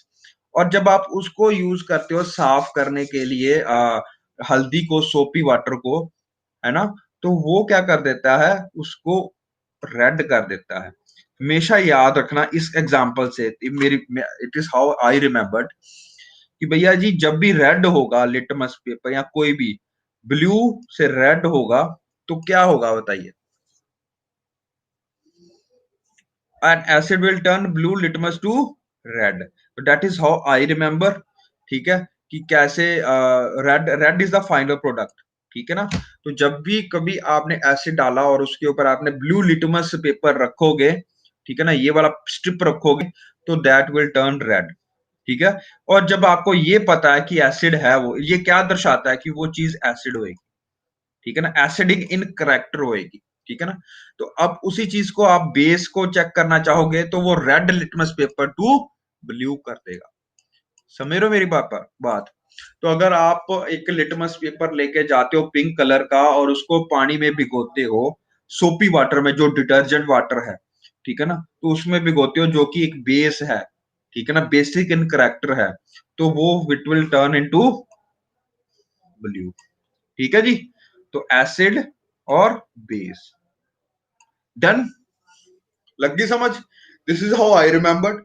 मेरे को याद है कि मेरे साथ कई बार हो चुका है कि जब खान कई जब आपको पता है कि आप, मेरे को जब खास करके इस टाइम पे पता होता है कि जब वो आपका, कई बार ना हमारे मम्मी तो बोलते होते थे बहुत ज्यादा कि जब आप 10वीं 12वीं होते हो कि आपकी सफेद कलर की टी शर्ट होती थी, याद होगी आपको, ड्रेस होती थी हमारी स्कूल की, उस पर कोई गिर गया कम तो मम्मी से बचाने के लिए मैं जल्दी जल्दी धो देता होता था उसको, कि अगर पकड़ा गया तो मम्मी ने अच्छी सुनानी है खरिया। तो उसके बाद जब देखा मैंने 2-3 बार रेड हो गया, है ना, तो और ही पंगा पड़ गया कि मम्मी कह रही कहीं से लड़ के आया क्या।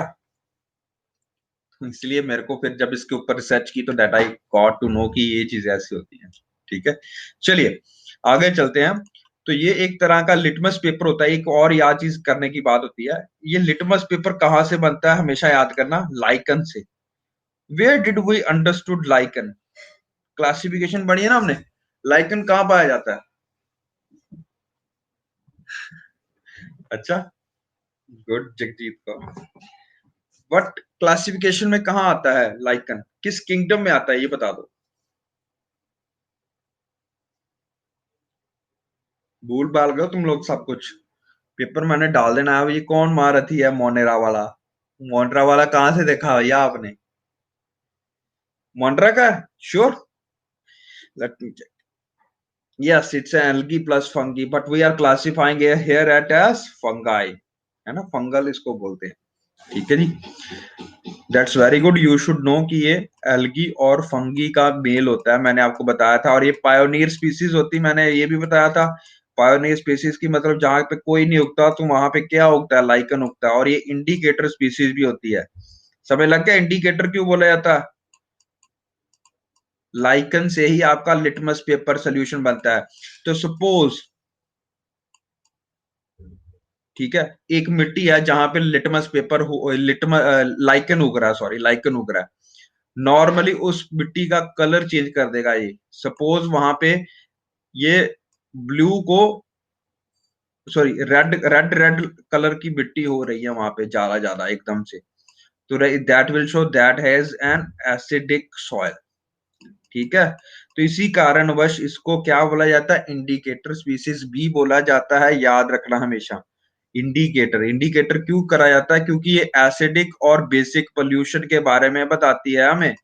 एसिडिक पोल्यूशन क्या है कि उस मिट्टी में क्या एसिड्स ज्यादा मिले हुए हैं, तो ये ब्लू से रेड हो जाएगी। और अगर ज्यादा बेसिक इन नेचर है तो वो रेड से ब्लू कलर कर देता है, ब्लू कलर का उगना शुरू हो जाता है वहां पे, समझ लो। तो अगर लाइकन ब्लू कलर का उग रहा है ज्यादा, तो वी विल क्लासिफाई दैट कि वहां पे जो मिट्टी है वहां पे बेस ज्यादा है।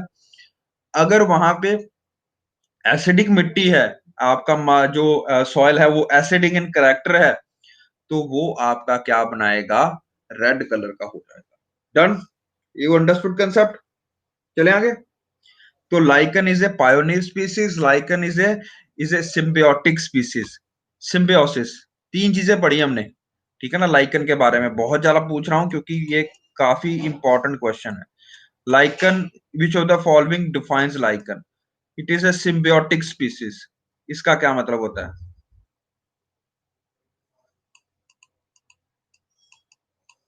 इसका क्या मतलब होता है?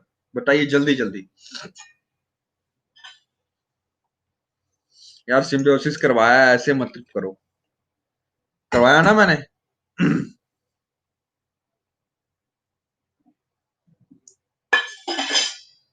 या दोनों की तरफ पॉजिटिव, होस्ट को भी फायदा हो रहा है और रहने वाले बंदे को भी फायदा हो रहा है, को बेनिफिशियल। जैसे कि पेइंग गेस्ट, पेइंग गेस्ट का उसके सर के ऊपर छत मिल रही है और आपको पैसे मिल रहे हैं, ठीक है? दोनों तरफ सिम्बियोटिक एसोसिएशन। पायोनियर स्पीसीज मतलब सबसे पहले ये उगेगा भैया जी, जब भी इकोलॉजिकल सक्सेशन होगा तो पायोनियर स्पीसीज फर्स्ट होती हैं। तो सबसे पहले ये मिट्टी बनाती है। मिट्टी कहां से बनती है? जितनी भी आज हमारी मिट्टी पैदा हुई हुई है यहाँ पे, वो सारी इसी की देना भैया जी, ठीक है? और third, it is an indicator species also. Indicator क्यों? क्योंकि ये लिटमस पेपर बनाता है। लिटमस पेपर बनाएगा तो acid will turn red, acid soil will turn red and basic soil will turn blue. अब रेड और ब्लू जो हो रहा है वो लाइकन हो रहा है, सॉरी सॉइल नहीं हो रही है। रेड और ब्लू क्या हो रहा है आपका? लाइकन जो होएगा वहां पे पैदा होने वाला, वो अपना कलर चेंज कर लेता है। डन? ओके।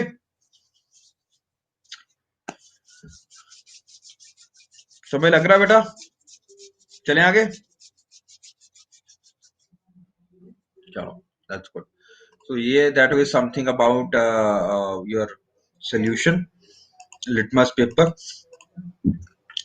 उसके बाद आता है मिथाइल ऑरेंज। ये देखो, litmus is a natural indicator whose neutral colour is purple colour का होता है, ठीक है? It is made into blue and red litmus for the sake of convenience of detecting colour change, ठीक है? व्हेन एसिड और base is added to it, ठीक है? तो नेचुरल आपके पास जो इंडिकेटर है that is your litmus paper, जो कहां से मिलता है? लाइकन से मिलता है। जो सिंथेटिक है, जो आप लैब में प्रिपेयर करते हो, वो कौन से है? मिथाइल ऑरेंज एंड फिनोल्फिथिलिन, ठीक है? और मिथाइल ऑरेंज क्या आता है? The neutral colour is orange type का होता है। ये आपका मिथाइल ऑरेंज है, ठीक है? न्यूट्रल कलर है। व्हेन मिथाइल ऑरेंज जब रेड कलर का हो जाता है तो वो क्या बना देता है? एसिड। वो क्या दर्शाता है कि सोल्यूशन क्या है? एसिड। तो रेड कलर तो आप हमेशा याद रख लो, जहां पे रेड कलर बनेगा तो that is an acidic solution. जब ये पिंक या ये मतलब indicates yellow colour is basic solution. तो जब ये येलो कलर बना देगा तो बेसिक सोल्यूशन हो जाएगा। डन? तो ये समय लग रहा है। रेड हमेशा याद करो, red is the colour of your what? Your acids. तो जो फिनोल फेथिलीन होती है हमेशा याद करो, ठीक है? द न्यूट्रल कलर इसका क्या होता है? कलरलेस होती है। नॉर्मली ये ऐसे कलरलेस होती है, ठीक है? ठीक है? तो जब ये पिंक कलर की हो जाती है तो ये बताती है बेसिक है। अगर ये वैसे अगर कुछ वो सब्सटेंस डालने पे ये कलरलेस ही रहती है तो वो एसिड है। ये देख लो, phenolphthalein indicate is colourless in acid solution, ठीक है? पहले भी कलरलेस थी, उसके बाद भी कलरलेस ही रहेगी तो एसिड। और अगर फिनोल फेथिलिन डालने पे कोई सोल्यूशन पिंक कलर का हो जाता है तो that is basic in nature. Done done done? चले आगे।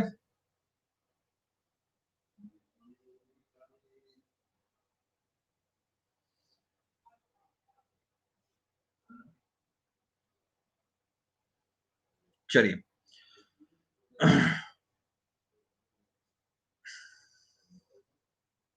आगे चलते हैं फिर। तो ये अब आप समझ लग रहा है, तो अगर आप ये डालोगे, acids are those which are sour in color, they are corrosive in action, they turn blue litmus to red। ठीक है, एग्जाम्पल क्या है ये बता दिया आपको। एग्जाम्पल ऑरेंज हो गया, सिट्रिक एसिड हो गया, ये वाला हो गया, लेमन्स हो गया, सिट्रिक एसिड हो गया, विटामिन सी हो गया, ठीक है ना, सिरका हो गया, एसिटिक एसिड हो गया, ठीक है, विनेगर सिरका बोलते हो, ठीक है।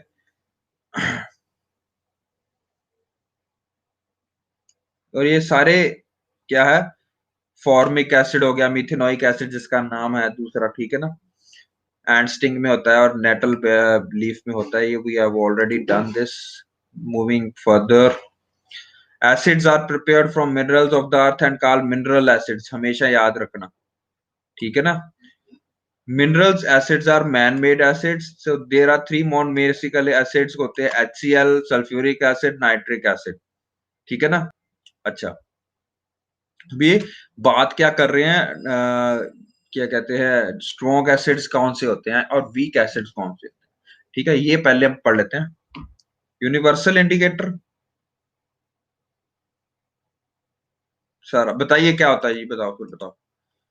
हमने पढ़ा कि भाई दूसरे वाले होते हैं इंडिकेटर, सिंथेटिक होते हैं, नेचुरल होते हैं। ये यूनिवर्सल इंडिकेटर क्या होता है भैया, और क्या एग्जांपल है इनकी।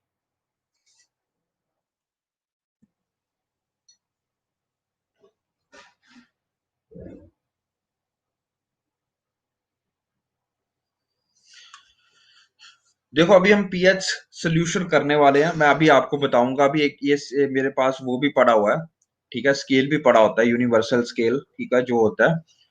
तो ये बेसिकली होते हैं कि ये सोल्यूशंस जो होते हैं, जैसे फिनोल्फेथलीन हो गया, ठीक है ना, ये फिनोल्फेथलीन हो गया, थाइमोल ब्लू हो गया, तो ये सारे के सारे जो होते हैं, ये आपके यूनिवर्सल इंडिकेटर हैं। यूनिवर्सल एक मतलब जैसे ये सिर्फ ये नहीं बताते हैं, सोचो, वेट एक मिनट, एक minute, late me show you, I have a slide on that, एक मिनट, स्लाइड देख लो, स्लाइड देखो, ये देखो, ये है सब, ये देखो, दिख रहा है आपको।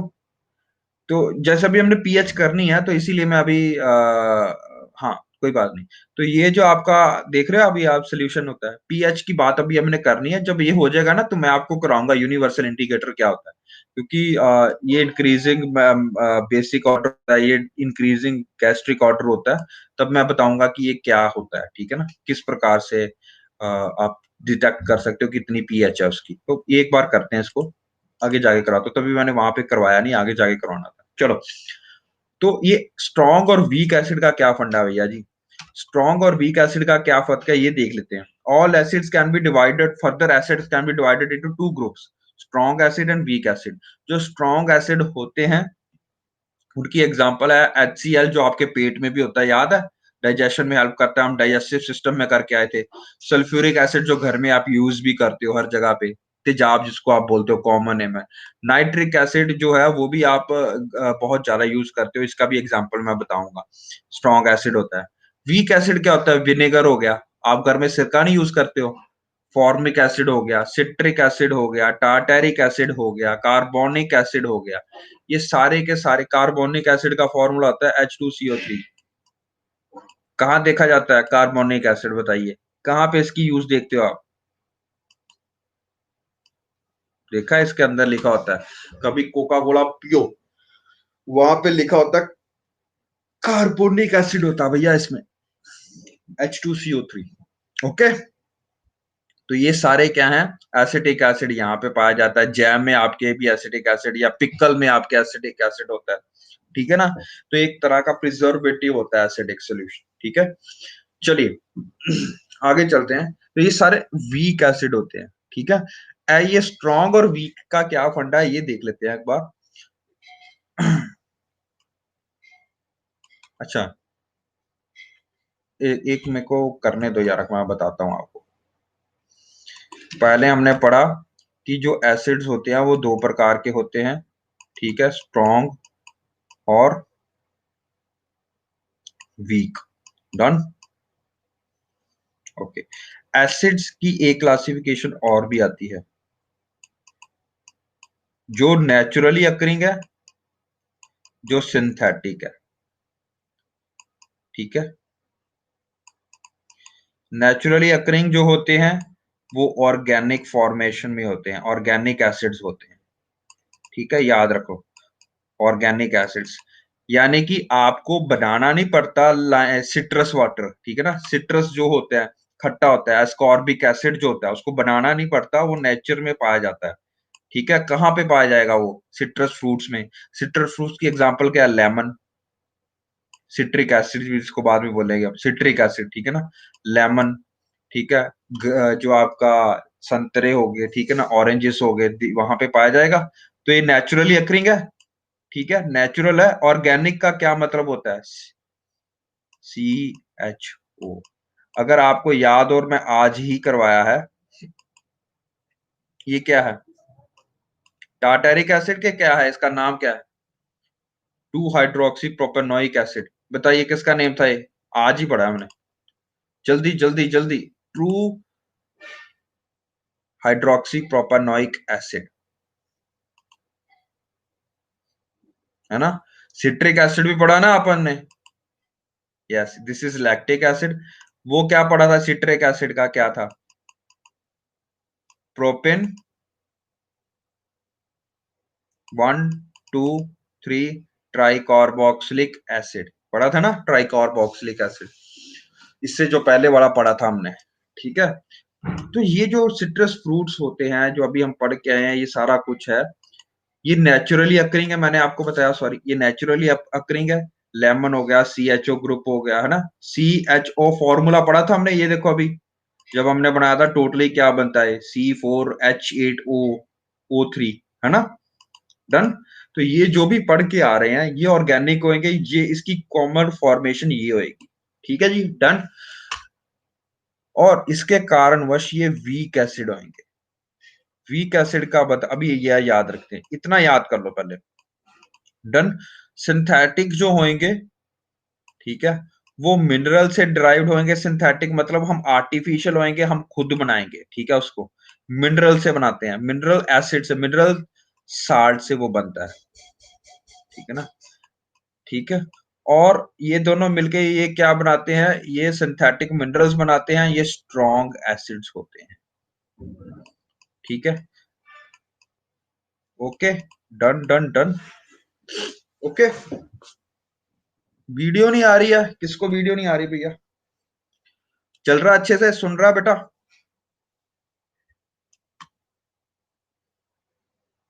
ठीक है, ठीक है।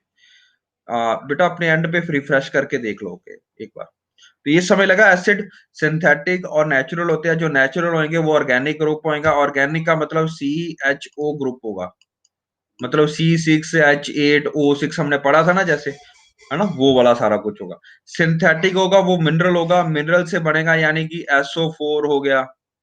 ठीक है, Cl हो गया। ठीक है, और हाइड्रोजन सबके साथ जुड़ेगा, NO3 हो गया।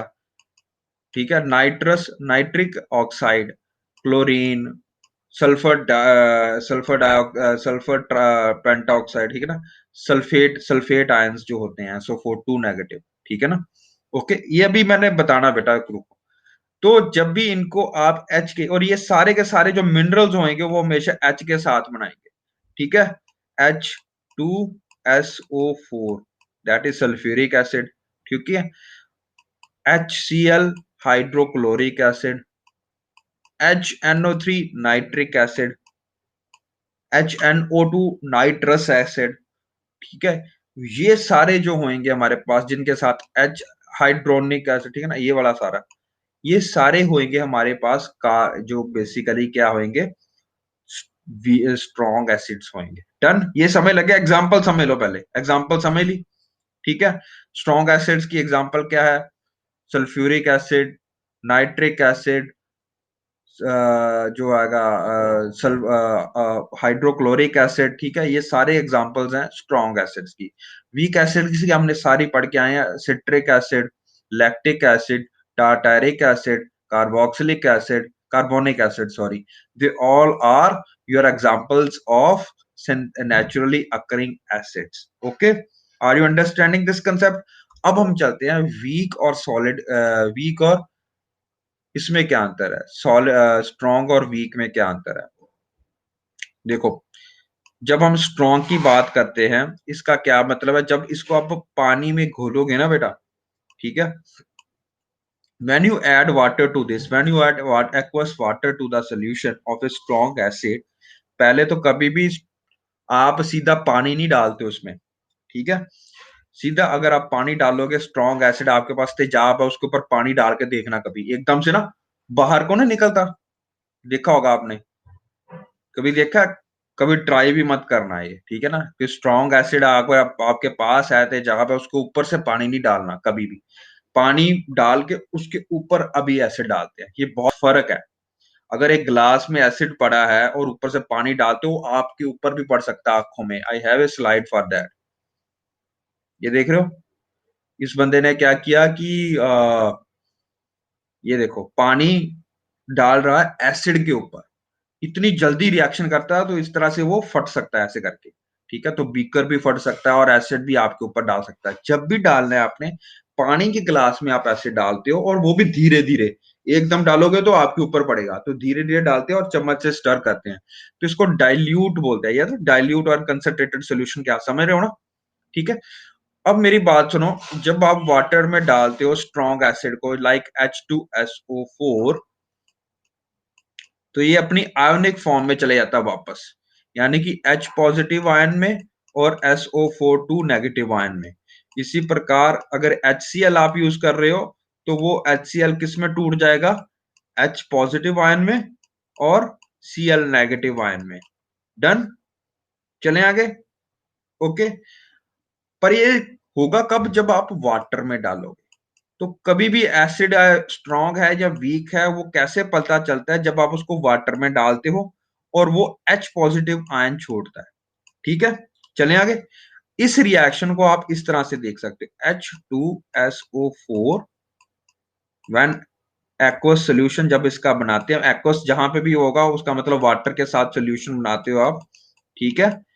तो धीरे धीरे मिक्स करके, तो वो H पॉजिटिव आयन छोड़ता है और SO4 नेगेटिव आयन छोड़ता है, ठीक है जी।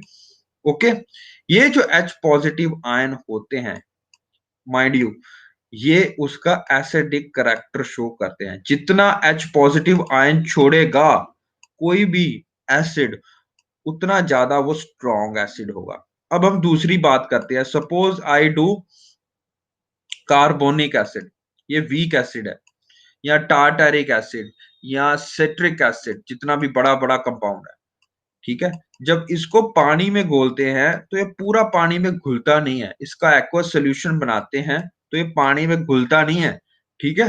तो क्या बना लेता है, H पॉजिटिव आयन और CO2 कार्बोनिक आयन ऐसे करके, ठीक है। पर ये देखो, ये रिवर्सिबल रिएक्शन है, जितना बन रहा है बाकी ये कंबाइन होके वापस ये भी बन रहा है, तो ये स्ट्रॉन्ग एसिड नहीं है। हमेशा concentration of H positive ions जो होएगी, इसमें डिक्रीज्ड रहेगी, समय लग रहा है, डिक्रीज्ड रहेगी। अब आप बोलो सर, आप बोल रहे हो कि ये यहाँ पे कम होता है H पॉजिटिव आयन, यहाँ पे कंसंट्रेशन H पॉजिटिव की कम होती है, यहाँ पे स्ट्रॉन्ग एसिड्स में ज्यादा होती है। आप ये बोल तो रहे हो, पर ये हम टेस्ट कैसे कर सकते हैं, हम टेस्ट भी कर सकते हैं इसको, लेट मी शो यू। यहाँ पे किया होगा हमने टेस्ट एक, wait wait wait, I had that slide, ये देखो, ये बताने के लिए कि स्ट्रॉन्ग एसिड्स कैसे हैं, सिंपल सी बात करनी है, आपने पानी लेना है, ठीक है ना, ये बीकर दिख रहा है आपको, बीकर, तो कुछ नहीं किया हमने, एक बीकर लिया पानी का, ट्रांसपेरेंट, यहाँ पे पानी भर दिया, ठीक है, टैप वाटर जो जर्नली आप यूज करते हो, उसके अंदर एक रबड़ का मटेरियल डाल दिया, कोई भी रबड़ का जो होता है, रबड़ क्यों चाहिए होगी मैं बाद में बताऊंगा। यहाँ पे रबड़ का कोली डाल दी, कोई कोली डाल दी जो रबड़ की बनी हुई है, उसके ऊपर 2 किल फिट कर दिए। किल क्यों फिट कर दिए, ये किल जो होते हैं वो आयरन के बने होते हैं, वो कंडक्टिंग मटेरियल होता है, मेटल के बने होंगे, ठीक है ना। डन, उसके बाद आपने क्या करना है, ये देखो,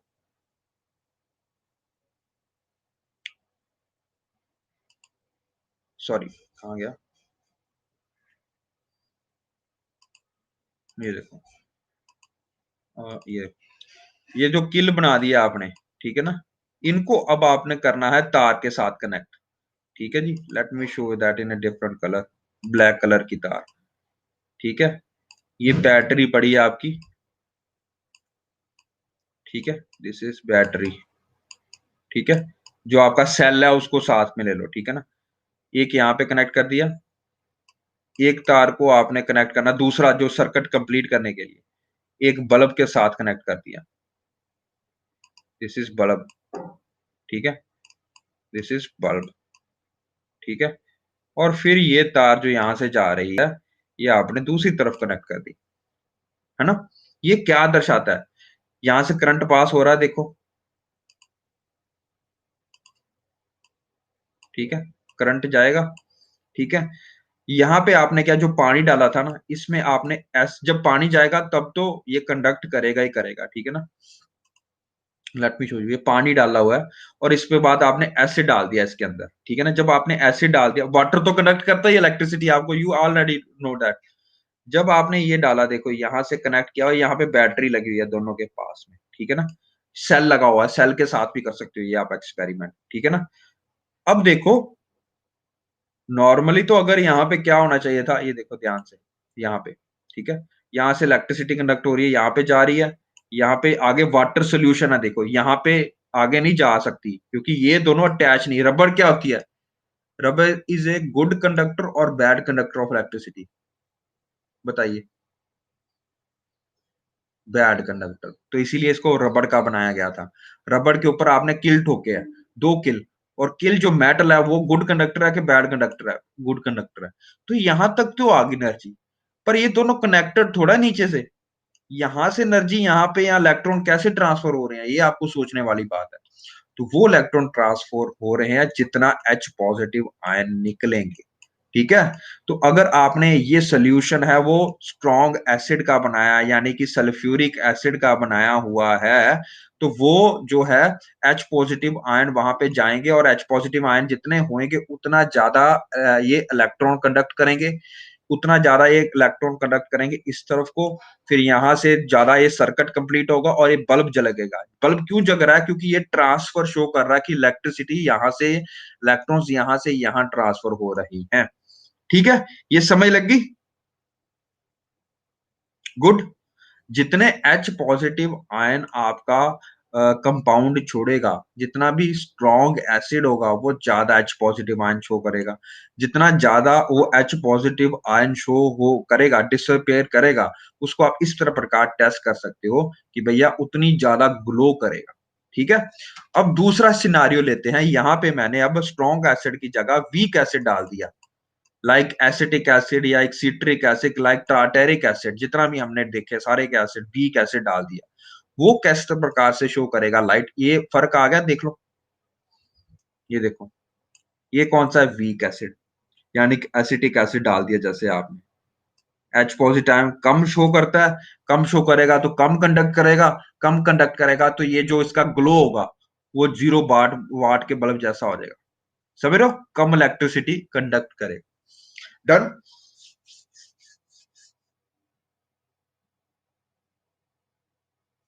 बताइए, डन,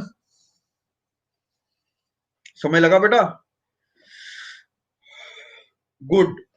और अगर मैं एक नई चीज करता हूं, अगर मैंने यहाँ पे सब कुछ, अगर यही चीज को मैंने यहाँ पे पानी ना डाल के मैं ग्लूकोज का सोल्यूशन डालता हूँ, ग्लूकोज, ग्लूकोज को पानी में डाल के यहाँ पे डाल देता हूँ और एसिड भी निकाल देता हूँ जितना भी सारा डाला था, अब ने नया सोल्यूशन डाला, what will happen, will the bulb glow और नॉट ग्लो,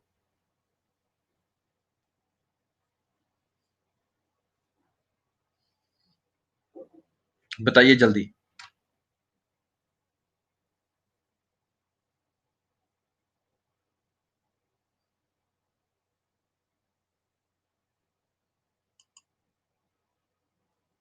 नो, जब आप यहाँ पे, क्योंकि ये नॉन आयोनाइजिंग सब्सटेंसेस होते हैं। ठीक है, नॉन आयोनाइजिंग होते हैं, सी एच ओ ग्रुप है इसमें वैसे तो, बट ये C6H12O6 डाला हुआ है आप, तो ये पोलराइज नहीं करेगा, आयोनाइज नहीं होएगा ये, ठीक है ना। ये ऐ नहीं बन जाएगा CHO group, CH positive O negative नहीं बनेगा, ठीक है ना। तो ये धीरे धीरे बंद हो जाएगा, ठीक है। तो ये नॉन आयोनाइजिंग सब्सटेंसेस हैं, ये वीक हैं बहुत ज्यादा, ये वीक से भी बहुत ज्यादा कम है। ये आपका एग्जांपल आ गया ऑफ कंडक्टिंग इलेक्ट्रिसिटी। तो अब मेरे को बताओ, अगर if I am doing weak and strong acid में डिफरेंस कर रहा हूं मैं, कोई बंदा मेरे को बताए वीक एसिड कंडक्टिविटी के लिए कैसे होंगे, इलेक्ट्रिकल कंडक्टिविटी क्या होगी, ज्यादा होगी कि कम होगी इलेक्ट्रिकल कंडक्टिविटी।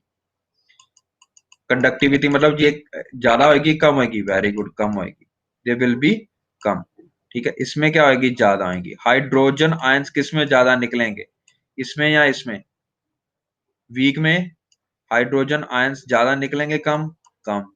इसमें क्या होएगा, ज्यादा निकलेंगे या कम, कम, ठीक है। अगर अब तीसरा चौथा सिनारियो बता रहा हूं, चौथा सिनारियो मैंने क्या किया, अब ये जो पानी डाला था ना, इसमें पानी नहीं, ये मैंने जो इसमें सोल्यूशन डाल रहा हूं वो सिर्फ H2SO4 है, स्ट्रॉन्ग एसिड है, ठीक है ना, कंसंट्रेटेड एसिड डाल दिया, पर पानी नहीं डाला मैंने, पानी डाल के नहीं डाला, डाइल्यूट नहीं किया। What will happen to now the conduction, बताइए।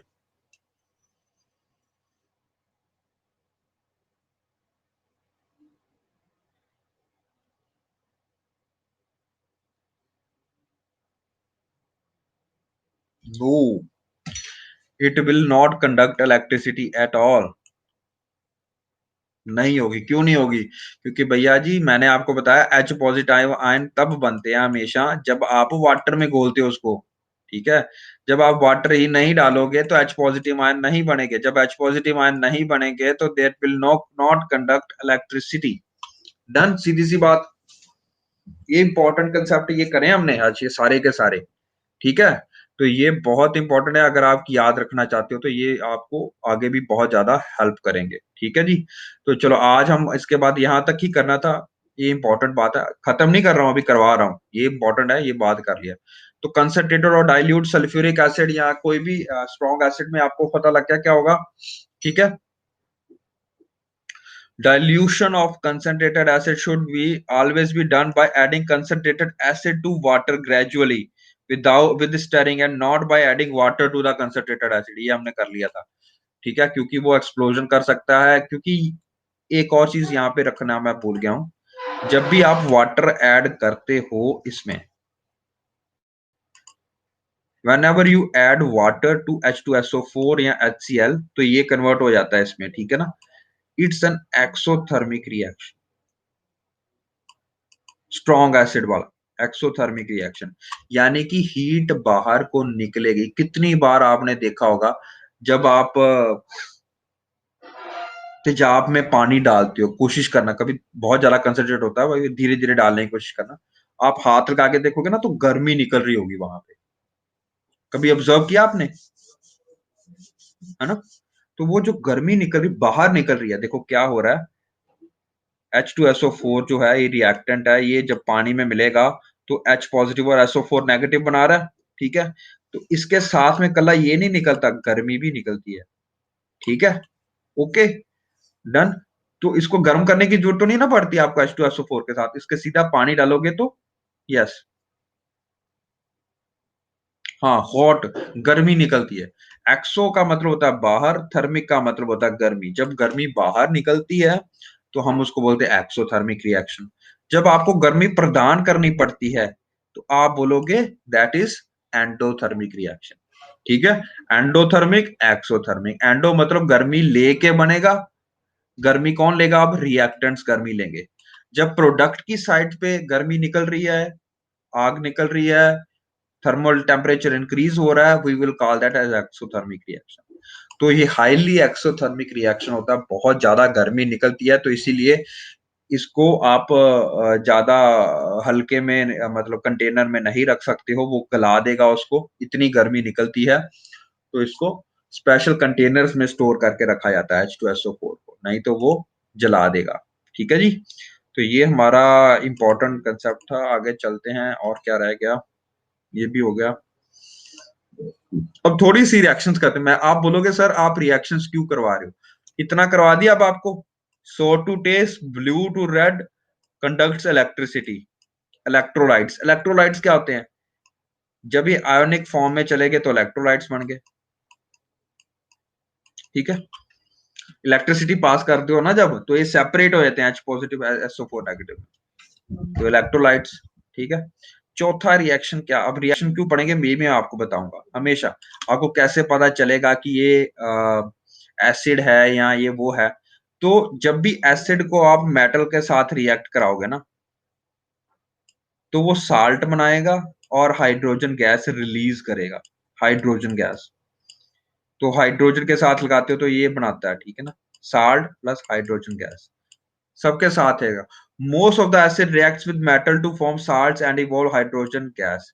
ठीक है ना, हाइड्रोजन गैस जब इवॉल्व आउट हो रही है तो वो दर्शाता है कि वो एसिड सोल्यूशन है। ये इसकी चौथी प्रॉपर्टी है। और क्या प्रॉपर्टी है, और ये बहुत कॉमन प्रॉपर्टी है ये वाली। Acid reacts with metal carbonates and metal hydrogen carbonates to form carbon dioxide gas and acid.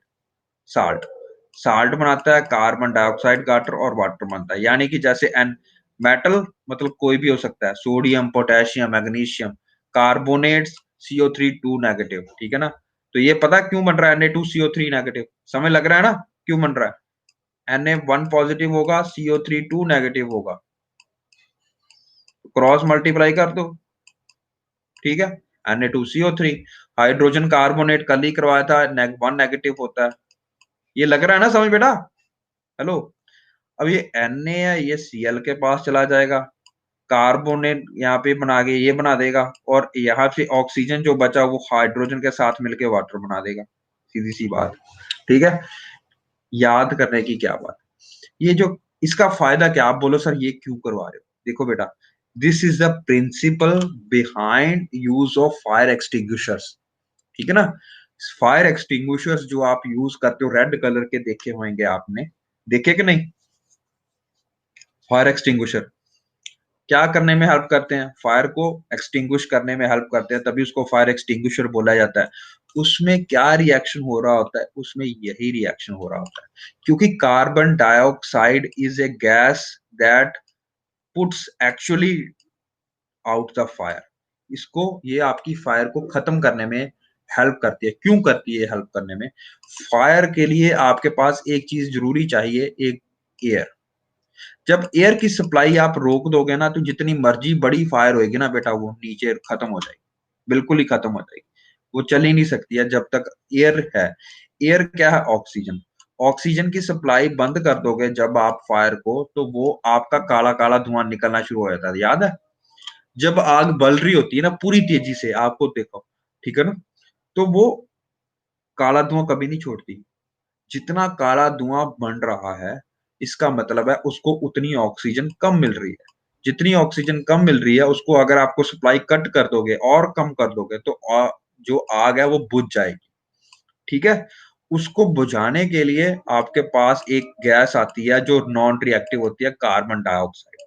तो बेसिकली जो आपके फायर एक्सटिंग्विशर्स होते हैं, एक काम करते हैं कि वहां पे ऑक्सीजन को हटा के वहां पे कार्बन डाइऑक्साइड इकट्ठी कर देते हैं। जब कार्बन डाइऑक्साइड इकट्ठी हो जाती है, तो ये ज्वलनशील नहीं है, ये आपकी आग को और ऑक्सीजन की सप्लाई को कट कर देती है। जब ऑक्सीजन की सप्लाई कट कर देती है, तो पानी डालने की बजाय आप क्या डालोगे, carbon dioxide. Done done done, okay, समय लगा, चलें आगे। तो ये रिएक्शन जो अभी हम पढ़ रहे हैं, यही आपका यूज होता है कहाँ पे भैया जी, सोडा कैन का जो आपका फायर एक्सटिंग्विशर होता है। कुछ नहीं, आपके पास तेजाब होना चाहिए, डाइल्यूट सल्फ्यूरिक एसिड होना चाहिए, कंसंट्रेटेड नहीं। ठीक है, ये नीचे देखो सोल्यूशन पड़ा है आपका, ठीक है, ओके। तो ये एक एक डंडी सी डाली जाती है, ठीक है, सस्पेंड की जाती है एक तार के साथ में। ये देखो तार लगी हुई है ना, तार के साथ में एक डंडी सी डाली जाती है, इस डंडी में आपका मेटल पड़ा होता है। चाहे वो जिंक हो, चाहे वो सोडियम हो, चाहे वो कोई भी मेटल हो, ठीक है, एल्यूमिनियम हो, ये वाला सारा मेटल यहाँ पे पढ़ा जाता है, ठीक है ना? ओके। और ये आप कंसंट्रेटेड सल्फ्यूरिक एसिड होता है, और इसमें क्या डाला जाता है, ये देखो सल्फ्यूरिक एसिड, ठीक है। सल्फ्यूरिक एसिड डाला जाता है यहाँ पे, ये है सोडियम हाइड्रोजन कार्बोनेट, ठीक है। तो जब इसमें मेटल डालते हैं, ये जब नीचे इसमें जाता है, गिरता है, तो क्या बन रहा है हमारे पास? Metal hydrogen carbonate is used as fire which produce carbon dioxide. Done done done, लगी समझ? कार्बन डाइऑक्साइड बाहर निकल रही है, देखो, लगा समझ? तो मेटल जब आपका ये जो गिरता है सोडियम हाइड्रोजन कार्बोनेट में, NaHCO3 में, ठीक है, तो क्या बना देता है आपका? डन डन डन, ये देखो ये वाला रिएक्शन, मेटल हाइड्रोजन कार्बोनेट जब आपका HCl में गिरता है तो क्या बन जाता है? NaHCl CO2 प्लस वाटर, ठीक है। और ये जो CO2 बाहर निकल रही है, यही आपका क्या बनाती है आगे जाके? क्या बनाती है बताइए? फायर एक्सटिंग्विशर में यूज करते हैं। लग गई समझ? चले आगे। अच्छा, ये तो आपने लग गया समझ। हमें कैसे पता, क्योंकि कार्बन डाइऑक्साइड कलरलेस गैस है, हमें कैसे पता कि कार्बन डाइऑक्साइड गैस ही निकल रही है? अगर हम इसको वेरीफाई करना चाहते हैं, वो कैसे कर सकते हैं? उसको भी आप बड़े आराम से कर सकते हो। Late me show you. ये देखो, carbon dioxide reacts with lime water व CaOH ट्वाइस, ठीक है ना? ये जो कार्बन डाइऑक्साइड, ये लाइम वाटर, आपके पास चूने का पाउडर पड़ा होगा ना, उसमें कार्बन डाइऑक्साइड घुमा देना, ठीक है। तो वो व्हाइट कलर का प्रेसिपिटेट बना देगा इस तरह से, चूना वाटर, ये दिख रहा है आपको? व्हाइट व्हाइट कलर का जो लाइम वाटर होता है वो इस प्रकार का होता है, जब इसमें कार्बन डाइऑक्साइड डालते हो तो वो इस प्रकार का हो जाता है। डन। तो ये आपका बेसिकली क्यों बनाता है? क्योंकि ये बनाता है calcium carbonate, lime water milky. Lime water को ये क्या बना देगा? इस तरह से ये कन्वर्ट कर देगा। तो ये दर्शाता है कि ये वाला कार्बन डाइऑक्साइड ही गैस ही इवॉल्व आउट हो रही है, ये दर्शाने के लिए। Done done done. चलिए आगे चलते हैं। तो इसकी प्रॉपर्टीज हमने काफी कर ली हैं, एक प्रॉपर्टीज और कर लेते हैं। It reacts with bases and alkalis to form salt and water. हमेशा बात याद रखना, तो कोई भी एसिड होगा, वो जब बेस से के साथ कनेक्ट करेगा तो क्या बनाता है? साल्ट ही बनाएगा, ठीक है। कॉमन एग्जांपल देखो, NaOH, ये आपको पता है बेस है, ठीक है ना?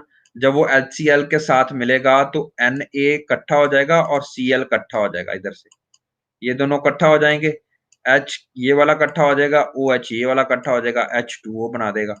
ये समय लग रहा है भैया कि लिख के बताऊं? देखो,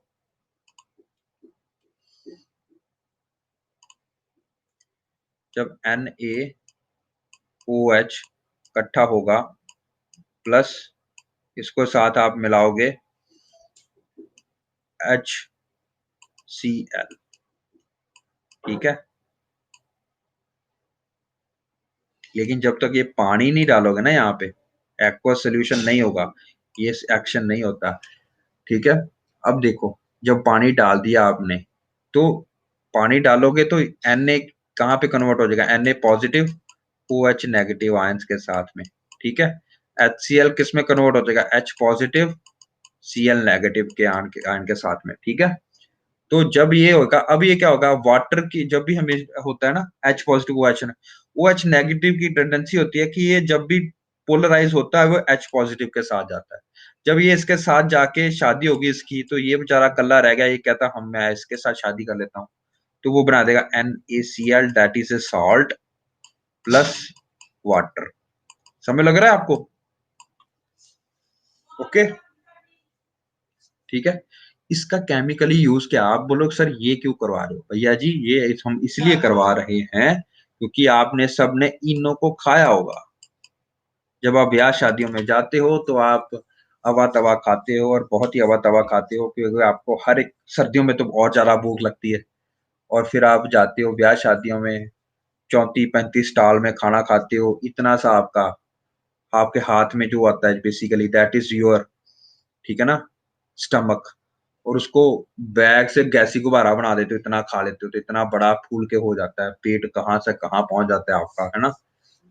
तो फिर आपको लगता है कि यार कुछ ज़्यादा खा लिया, अब मैं 10-15 दिन कुछ खाऊँगा नहीं, है ना?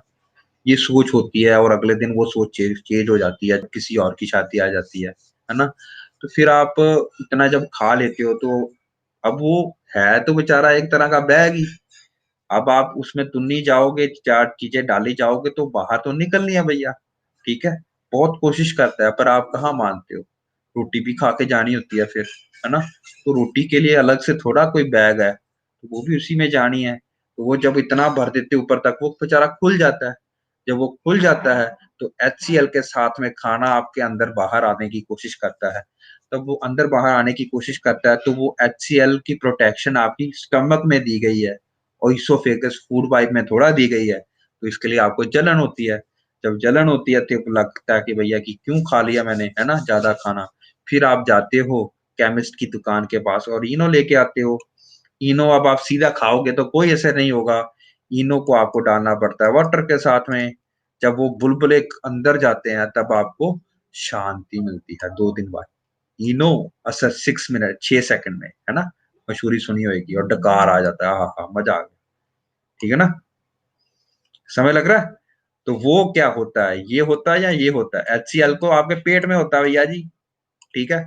तो उसको न्यूट्रलाइज़ करने के लिए आप बेस खाते हो, लेकिन बेस को पानी में घोलना पड़ता है। अगर बिना पानी के पियोगे तो ये कन इस तरह से रिएक्शन नहीं होगा। समझ रहे हो? Done, done, done? You understood this concept?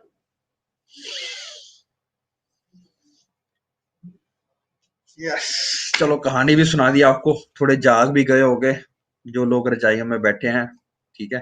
तो थोड़े जागना भी पड़ता है इसलिए करना पड़ता है ऐसा, ठीक है जी? एक ध्यान और याद रखो, इससे पहले जो रिएक्शंस कराई थी मैंने आपको, मैंने कहा कि कोई भी सब्सटेंस जो एसिड के साथ रिएक्ट करके plus any substance which forms salt, ठीक है? दैट इज़ बेस, ठीक है ना? इससे पहले रिएक्शन पढ़ी हमने जिसमें हमने Na2CO3 को कंटैक्ट करवाया था H2SO4 के साथ में, याद है? या HCl के साथ में कोई भी स्ट्रॉन्ग एसिड के साथ में करवाया था। उसी प्रकार NaHCO3 को भी हमने कन्वर्ट कराया था सल्फ्यूरिक एसिड के साथ में H2SO4 के साथ में। अन्ना 10 मिनट 10 डन। तो वो रिएक्शन से क्या बन रहा था, हमारे पास एक साल्ट बन रहा था। तो ये क्या आ जाएंगे, एसिड होंगे या बेस होंगे? ये भी बेसिक कंपाउंड्स होते हैं। तो ये सारे रिएक्शंस जो हम करके आ रहे हैं ना बेटा, तो ये सारे क्या बेस हैं। ये भी बेस है, ये भी बेस है। क्यों? क्योंकि ये साल्ट बना रहा है। अगर ये साल्ट ना बना रहा होता तो मैं मोस्टली जो मेटल कार्बोनेट्स है, मेटल हाइड्रोजन कार्बोनेट्स है, they all are your what, they all are your basic compounds. Done done done, हो गया जी। तो इसकी एप्लीकेशन कर लेते हैं। एप्लीकेशन आपको बता दिया, इंडाइजेशन में होती है, कैसे होती है ये मैंने आपको बता दिया। कई लोग जेलोसिल भी पीते हैं। जेलोसिल का नाम सुना? खट्टे डकारों के लिए होती है, टैबलेट्स भी आती हैं इनकी, समझ। तो सेम चीज होती है, उनको मिल्क ऑफ मैग्नीशिया होता है, यानी कि मैग्नीशियम हाइड्रोक्साइड होता है, MgOH ट्वाइस। एक्शन तो सेम ही करेगा ना भैया, चाहे इनो पी लो चाहे मैग्नीशियम हाइड्रोक्साइड पी लो। और जब आप इनो पीते हो, अगर आप उसको ना पियो ना, डाइजीन, यस, तो जब आप उसको ना पियो तो उसके ना नीचे, ठीक है ना, नीचे अगर देखो तो नमक पैदा होता है। अगर आप ना पियो और जो हवा जी उसकी उड़गी ना, तो नीचे देखना कभी साल्ट इकट्ठा होगा। लग रहा है समझ? Okay, this is basically your use of indigestion. अच्छा, पर हमारे पंजाबी लोग तो कुछ और ही काम करते हैं। उन्होंने क्या पीना, जलोसिल जुलोसिल, हमारे जैसे पंजाबी जो ठेठ पंजाबी होते हैं, है ना? आपा ने क्या करना कि भाई कहाँ मिलेगी हमें, क्या कहता है, जलोसिल या ये इनो। हम क्या करते हैं, हम गोलगप्पे वाली रेडी के पास चले जाते हैं। चल कोई नहीं, 4-5 गोलगप्पे खा लेने नाल पानी पी लेने, है ना?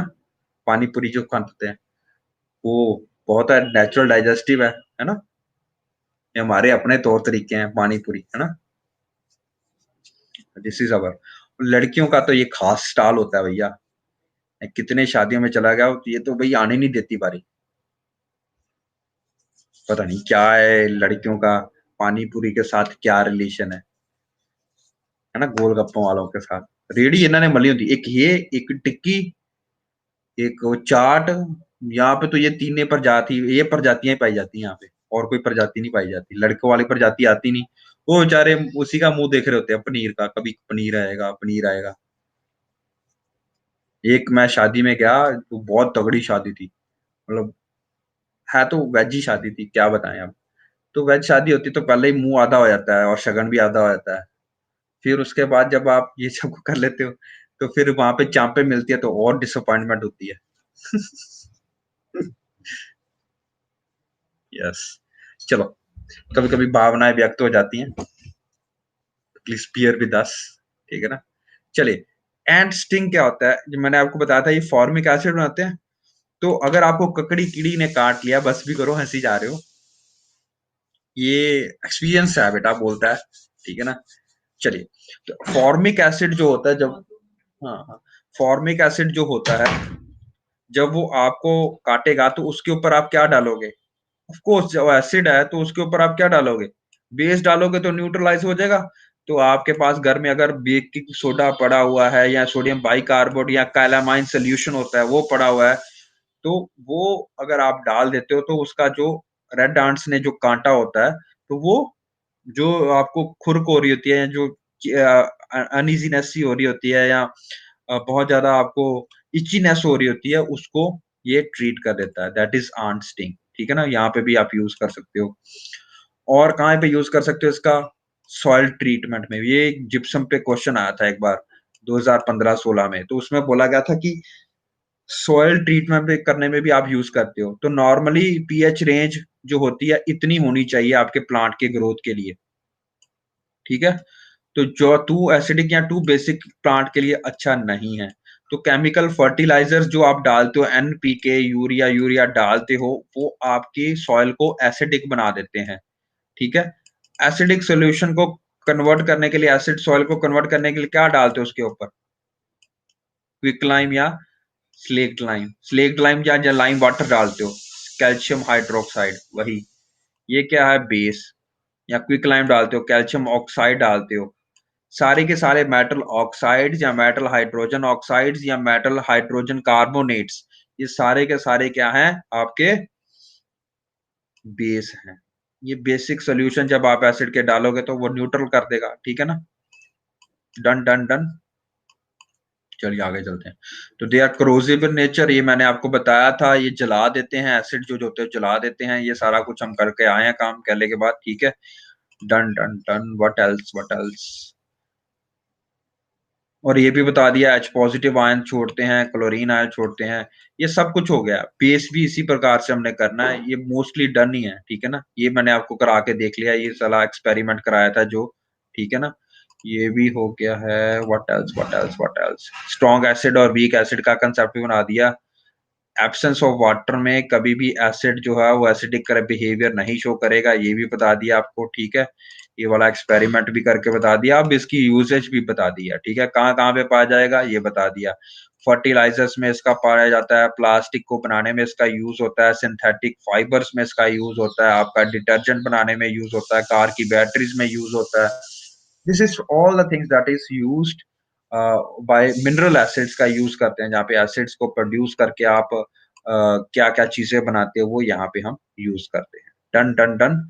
इसकी आपने एक स्क्रीनशॉट ले लेनी है, ठीक है? स्क्रीनशॉट ले लो और इसका क्वेश्चंस का answer we will discuss in next class, ठीक है? ट्राई टू इसकी स्क्रीनशॉट ले लो, ठीक है? ले ली? We will discuss this in next class. Most probably कल एक क्लास होएगी, मोस्ट प्रोबेबली, ठीक है? तो कल हम इसको खत्म कर देंगे। बेस का भी सेम टू सेम है। मैं कल इसको और अच्छे से करवा दूँगा एक बार, रिवाइज़ भी कर लेंगे। बेस का hardly it will take 5 minutes more, ठीक है ना? कल हम बेसिकली इसके बारे में पढ़ेंगे, पीएच इंडिकेटर के सॉल्यूशन के बारे में, ठीक है? पीएच को कैसे इंडिकेटर एज़ ए यूज़ कर सकते हैं, ठीक है? चलिए, तो कल हम इसको डील करेंगे और थोड़े से क्वेश्चन करेंगे इसके ऊपर जो हमारे पास हैं। ये देखो ये क्वेश्चंस है हमारे पास एमसीक्यूज, थोड़े छोटे-छोटे से हैं। We will discuss it as soon as possible, जैसे ही कल मिलता है अपने को। तो ठीक है बेटा, आज के लिए इतना काफ़ी है। कल के लिए हम फिर से इसको क्वेश्चन को डील करेंगे, ठीक है? Thank you for being patient. ठीक है, बाय-बाय। और कोई क्वेश्चन पूछना है तो we will start it from tomorrow, okay? We will कल हम इसको खत्म करके मेटल्स और नॉन मेटल्स को भी खत्म करेंगे। Try to do this tomorrow, okay? Bye bye. Bye बेटा।